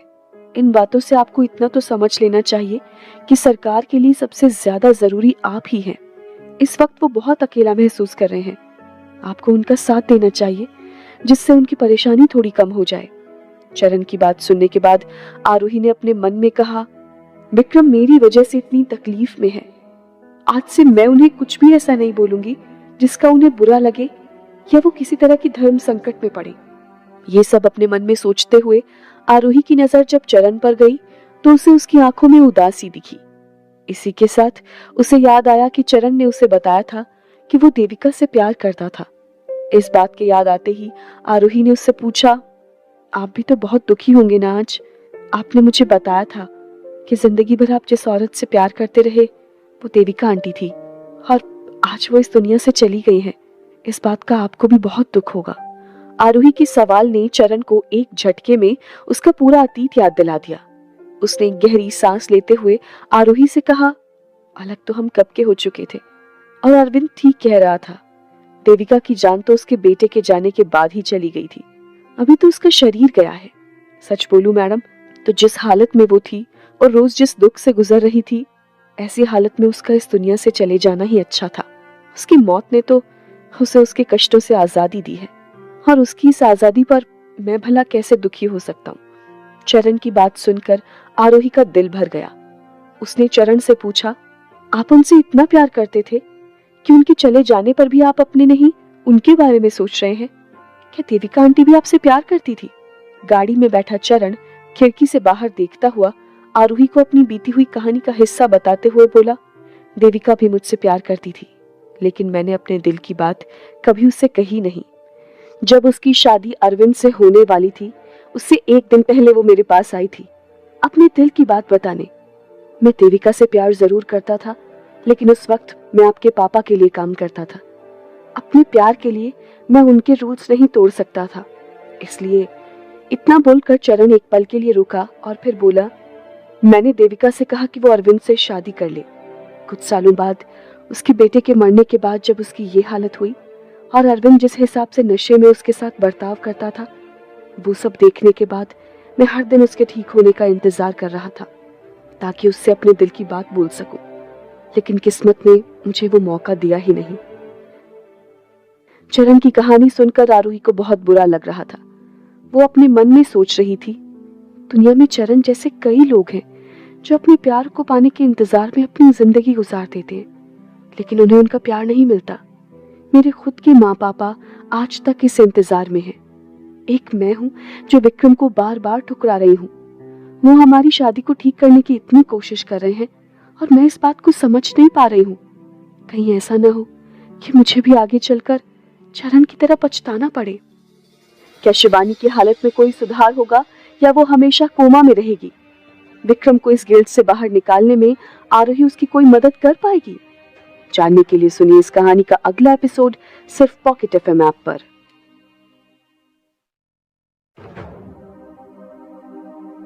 चरण आरोही को अपनी गुजरी जिंदगी की कहानी सुना रहा था, जिसके बीच आरोही अपने मन में अपनी शादी को लेकर सोच रही थी। तभी चरण आगे अपनी बात जारी रखते हुए बोला, कहा मैंने आपको अपनी बातों में उलझा दिया। वैसे मैडम, इस वक्त सरकार को आपकी ही सबसे ज्यादा जरूरत है। आप उनके साथ रहेंगी तो उन्हें ऐसा लगेगा कि कोई उनको समझने वाला उनके साथ खड़ा है। आप खुद देख रही है ना सरकार की क्या हालत हो गई है। चरण की बात सुनते हुए आरोही ने विक्रम की तरफ देखा, जो अभी भी वहां खड़ा सिगरेट पी रहा था। कुछ सोचकर आरोही गाड़ी से नीचे उतर गई और विक्रम की तरफ बढ़ी, लेकिन फिर उसने अपने कदम ये सोचकर रोक लिए कि कुछ देर विक्रम को अकेला छोड़ देना ही ठीक होगा। इसलिए वो वापस गाड़ी में बैठ गई। कुछ देर बाद विक्रम वापस आया। उसके बाद वो लोग रायजादा मेंशन की तरफ निकल गए। पूरे रास्ते किसी ने कोई बात नहीं की। कुछ ही देर में वो घर पहुंच गए। इतना कुछ हो जाने के बाद सब वैसे ही बहुत थके हुए और परेशान थे, इसलिए सब अपने अपने कमरे में आराम करने चले गए। अगली सुबह देविका और अरविंद का अंतिम संस्कार था, जिसमें कई लोग आए हुए थे। रायजादा मेंशन से भी सभी शमशान भूमि में पहुंच चुके थे। जितने भी लोग वहां मौजूद थे उनमें से आरोही कुछ लोगों को ही जानती थी। जोशी परिवार में कोई ऐसा नहीं बचा था जो अंतिम संस्कार की विधि करता, इसलिए विक्रम को ये सब करना था।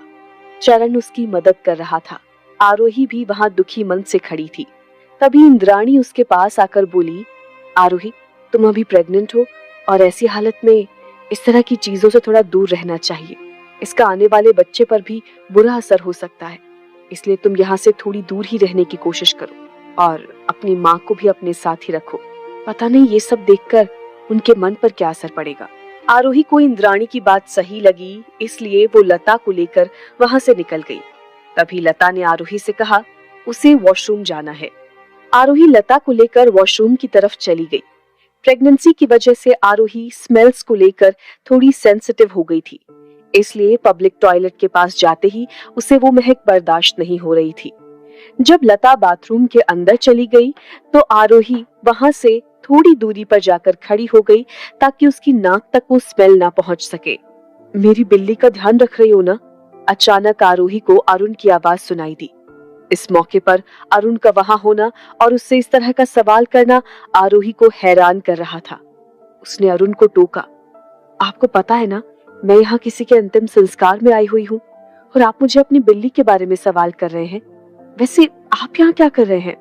अरुण आरोही की बात का जवाब देता हुआ बोला, मैं अकेला नहीं आया हूँ, वहां देखो। ये कहते हुए अरुण ने अपनी उंगली से इशारा किया। आरोही ने देखा कि उससे कुछ दूरी पर उसके पापा खड़े थे। अपने पापा को दोबारा देखकर उसकी खुशी का ठिकाना नहीं रहा। सूर्यकांत जब चलते हुए आरोही के पास आकर खड़ा हुआ तो उसने खुशी से अपने पापा को गले से लगा लिया और फिर हैरानी के साथ सवाल किया, पर आप यहाँ क्या कर रहे हो? सूर्यकांत ने आरोही के सिर को सहलाते हुए कहा, ये कैसा सवाल है बेटा? अरविंद मेरा भाई था, इसलिए मैं यहाँ अपना फर्ज अदा करने आया हूँ। आरोही अभी भी सूर्यकांत के गले लगी हुई थी, लेकिन उसकी बात सुनते ही उसे कुछ याद आया। वो सूर्यकांत से अलग होते हुए बोली, उस दिन तो आप बोल रहे थे कि दुनिया की नजर में आप मर चुके हैं, फिर आपको अपने भाई की याद कैसे आ गई? और जब आप इस दुनिया के लिए जिंदा ही नहीं है तो किस फर्ज की बात कर रहे हैं आप? सूर्यकांत ने थोड़ा दुखी होते हुए आरोही से कहा, कभी कभी चीजें बोलना जितना आसान होता है, असल मायने में उसे जिंदगी में अपनाना आसान नहीं होता। मैंने ऑर्गेनाइजेशन के लिए खुद को भले ही दुनिया के लिए मार दिया है, लेकिन रिश्ते ऐसे नहीं मरते, इसलिए मैं खुद को यहाँ आने से रोक नहीं पाया। ये सुनकर आरोही ने दलील की, लेकिन अब जब आप यहाँ आ ही चुके हैं तो भाई होने के नाते इन दोनों का अंतिम संस्कार तो आपको ही करना चाहिए। सूर्यकांत थोड़ा दुखी होता हुआ बोला, मैं चाहकर भी ऐसा नहीं कर सकता। भले ही रिश्तों की डोर से खींचकर मैं यहाँ चला आया हूँ, पर मेरे जिंदा होने की खबर सिर्फ तुम्हें और विक्रम को है। मैं दुनिया के सामने इस तरह से नहीं आ सकता। दूर जहाँ अरविंद और देविका के शव रखे हुए थे उस तरफ देखते हुए सूर्यकांत ने कहा, देविका की तो तबीयत खराब रहती थी, लेकिन मुझे मेरे भाई के लिए कभी नहीं लगा था कि वो इतनी जल्दी इस दुनिया को छोड़कर चला जाएगा। अपने पापा को दुखी होता देख आरोही ने उन्हें सच बताया। उन्होंने अपनी मर्जी से अपनी जान ली है, उन्होंने सुसाइड किया है और मरने से पहले विक्रम को बोलकर गए कि उनकी मौत के लिए सिर्फ विक्रम जिम्मेदार है। विक्रम तो न जाने कब से उस परिवार की वजह से गिल्ट में जी रहे थे और अब इन्होंने एक और गिल्ट उनके गले बांध दिया। इसमें तो विक्रम की कोई गलती भी नहीं थी।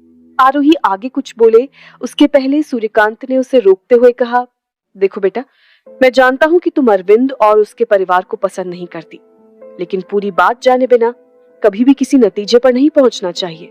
तुम्हें बस इतना पता है कि विक्रम इस परिवार की वजह से गिल्ट में है, लेकिन क्या तुम्हें पता भी है कि ऐसा क्यों है? आरोही ने तुरंत जवाब देते हुए कहा, हाँ, क्योंकि उनकी वजह से शिवानी के भाई की जान चली गई थी, मुझे बस यही पता है। सूर्यकांत आरोही के कंधे पर हाथ रखता हुआ बोला, तुम ठीक कह रही हो, लेकिन बात सिर्फ इतनी सी नहीं है। विक्रम खुद को क्यों ब्लेम करता है, क्या तुम ये जानती हो? आरोही ने धीमी आवाज में कहा, नहीं, मैं ये तो नहीं जानती। मैंने कई बार इस बारे में सोचा भी, लेकिन कभी विक्रम से कुछ पूछने की हिम्मत नहीं जुटा पाई। आप तो बचपन से ही विक्रम के साथ थे, आपको तो पता होगा कि इसकी क्या वजह है। मुझे भी जानना है इसके बारे में। सूर्यकांत ने एक आह भरी और आरोही को बताना शुरू किया। सालों पहले जब विक्रम और उसकी माँ सड़क पर दर दर की ठोकरें खा रहे थे, तब मैंने उन्हें सहारा दिया। उस वक्त मेरे पास कुछ पैसे थे, जिससे मैंने विक्रम और उसकी माँ इंद्राणी के लिए घर खरीदा था। वो दोनों उसी घर में रहते थे। ये सुनकर आरोही ने तुरंत नोटिस किया कि सूर्यकांत ने सिर्फ इंद्राणी और विक्रम का नाम लिया था, नायरा का नहीं। इससे पहले भी जितनी बार आरोही ने विक्रम के बचपन से जुड़ी ऐसी कोई बात सुनी थी, उसमें कहीं भी नायरा का कोई जिक्र नहीं था। आरोही सूर्यकांत से इस बारे में सवाल तो करना चाहती थी, लेकिन उसने सोचा कि पहले उसे पूरी कहानी सुन लेनी चाहिए। सूर्यकांत अपनी बात जारी रखते हुए बोल रहा था, जब विक्रम और उसकी माँ घर छोड़कर आए थे तो उनके ऐसे कई दुश्मन थे जो उनकी जान लेना चाहते थे। उनकी सुरक्षा के लिए मैंने उनमें से ज्यादातर लोगों को मार दिया था। हालांकि मैं 24 घंटे उन लोगों का ध्यान नहीं रख सकता था। इसलिए मैंने अरविंद के घर के पास ही उनके लिए घर लिया था। इंद्राणी और देविका की भी दोस्ती हो गई थी। एक दिन इंद्राणी और विक्रम अपने किसी काम से रात के टाइम पर मार्केट गए हुए थे। उस वक्त इंद्राणी को उसके एक पड़ोसी ने कॉल करके बताया कि उनके घर से गैस लीक होने जैसी कोई स्मेल आ रही है। इंद्राणी घर से दूर थी और उसका तुरंत पहुंचना मुश्किल था, इसलिए उसने देविका को फोन करके कहा कि एक बार वो घर जाकर सब देख ले, कहीं सच में तो उसने गैस ऑन करके नहीं छोड़ दी। इंद्राणी अपने घर की चाबी हमेशा देविका के पास ही रखती थी। उस चाबी को लेकर देविका, शिवानी और वीरेन को लेकर उनके घर पर गई। इतना बोलने के बाद सूर्यकांत का गला उस हादसे को याद करके भर आया। आरोही अभी भी पूरी बात जानने के लिए सूर्यकांत की तरफ देख रही थी। सूर्यकांत ने खुद को संभालते हुए आगे अपनी बात जारी रखी। उस रात जब वो लोग विक्रम के घर पहुंचे तो देविका ने देखा कि गैस तो ऑन नहीं था। उन्हें लगा पड़ोसी से गलती हो गई होगी। देविका दोनों बच्चों को लेकर वहां से निकलने ही वाली थी, तभी इंद्राणी और विक्रम को ढूंढते हुए कुछ गुंडे वहां आ पहुंचे। वीरेन, देविका और शिवानी का उन लोगों से आमना सामना हुआ। जिस पड़ोसी ने इंद्राणी को कॉल किया था, उसने जब घर का दरवाजा खुला देखा तो उसे लगा इंद्राणी वापस आ गई है, इसलिए उसने हालचाल पूछने के लिए जैसे ही घर के अंदर कदम रखा, उसे गन फायरिंग की आवाज सुनाई दी। वो पुलिस पुलिस चिल्लाती हुई बाहर की तरफ भागी। दरअसल उन गुंडों ने देविका के मन में डर पैदा करने के लिए हवा में फायरिंग की थी, लेकिन जब वो पड़ोसी पुलिस का नाम लेकर भागी, तभी इतना बोलने के बाद सूर्यकांत ने गहरी सांस ली और इस कहानी का अंत करता हुआ बोला, गुंडों को लगा कि पुलिस के आते ही वो पकड़े न जाएं, इसलिए उन्होंने वहां से भागना ही ठीक समझा। लेकिन इस सब के बीच ऐसी अफरा तफरी और गन की आवाज से वीरेन डर गया। वो उस वक्त बच्चा था और डर के कारण रोने लगा। पुलिस के नाम से गुंडे वैसे ही चिढ़े हुए थे, ऊपर से एक बच्चे के रोने से उन्हें और गुस्सा आ गया। इसलिए उनमें से एक गुंडे ने उसे चुप कराने के लिए उसे चाकू भोंक कर उसकी जान ले ली। उसके बाद घर में आग लगाकर वहां से भाग गए। अपनी आंखों के सामने अपने बेटे को ऐसे मरता देख देविका शौक से वहीं बेहोश हो गई और शिवानी भी अपने भाई के साथ हुए इस हादसे को बर्दाश्त नहीं कर पाई, इसलिए वो भी सदमे में वहीं गिर गई। इस दर्दनाक कहानी को सुनकर आरोही का दिल दहल चुका था। उसकी आंखों से आंसू निकल रहे थे। उसने अपने आंसू को पोंछते हुए पूछा, घर में उन गुंडों ने आग लगा दी थी, फिर देविका आंटी और शिवानी की जान कैसे बची? सूर्यकांत का मन भी इस कहानी को दोहराते हुए उदास हो चुका था। आरोही के सवाल का जवाब देने के लिए उसने भारी मन से आगे बात बताई। घर में गोली की आवाज सुनकर उस पड़ोसी ने पुलिस के साथ साथ विक्रम को भी इन्फॉर्म करके सब बता दिया था, इसलिए कुछ ही देर में विक्रम भी वहां पहुंच गया। घर को ऐसे जलता देख किसी की भी हिम्मत नहीं हो रही थी कि अंदर जा पाता, लेकिन विक्रम को उस वक्त लगा कि उसकी वजह से शिवानी का परिवार वहां फंसा हुआ था, इसलिए उसने अपनी जान की परवाह किए बिना आग में कूदकर शिवानी और देविका को बाहर निकाला। उस समय निकाला तो विक्रम ने वीरेन को भी था, लेकिन तब तक बहुत देर हो चुकी थी। दिल पर वार होने की वजह से वीरेन पहले ही मर चुका था। यही वजह है कि आज तक विक्रम गिल्ट में जीता आया है। इस पूरी कहानी को सुनने के बाद आरोही को विक्रम की हालत पर और दया आ गई। उसने मन ही मन सोचा, अब समझ आ रहा है कि क्यों विक्रम खुद को इन सब चीजों के लिए दोषी मानते। वीरेन की मौत के साथ साथ उन्हें यह भी लगता है कि उस रात शिवानी और उसके परिवार की वजह से उनकी और मॉम की जान बच पाई, तभी वो बार बार एहसान की बात करते हैं। लेकिन शिवानी और उसका परिवार तो ये जानता था ना कि विक्रम ने कुछ भी जानबूझकर नहीं किया। वो गुंडे तो विक्रम की जान लेने ही आए थे। फिर अरविंद क्यों उन गुंडों को पकड़ने की जगह अपना गुस्सा विक्रम पर निकालता रहता था? आरोही अपने मन में ये सब सोच रही थी, तभी सूर्यकांत ने उसे टोका, कहाँ खो गई हो? आरोही कुछ सोचती हुई बोली, विक्रम ने अपनी जान पर खेलकर उस दिन शिवानी और देविका आंटी की जान बचाई थी, और उसके बाद से आज तक वो उस परिवार के लिए सब कुछ करते आए हैं। उस रात वो चाहते तो शिवानी और उसके परिवार को बचाने के लिए आग में कूदने की जगह बाहर खड़े अफसोस भी जाहिर कर सकते थे, लेकिन उन्होंने ऐसा नहीं किया। अपने एहसान का बदला तो वो ऑलरेडी चुका चुके हैं। आरोही की बात सुनकर सूर्यकांत भी उसकी बात से सहमत हुआ और बोला, विक्रम अगर इस पूरे मामले को इस तरह से देखना शुरू करे तो शायद उसका गिल्ट कुछ कम हो सकता है। क्या आरोही विक्रम के मन से उस गिल्ट को दूर कर पाएगी? क्या आरोही विक्रम के साथ अपने सारे गिले शिकवे भुलाकर उसे माफ कर पाएगी? और क्या होने वाला है शिवानी का? क्या वो कभी कोमा से उठने वाली है? जानने के लिए सुनिए इस कहानी का अगला एपिसोड सिर्फ पॉकेट एफएम ऐप पर।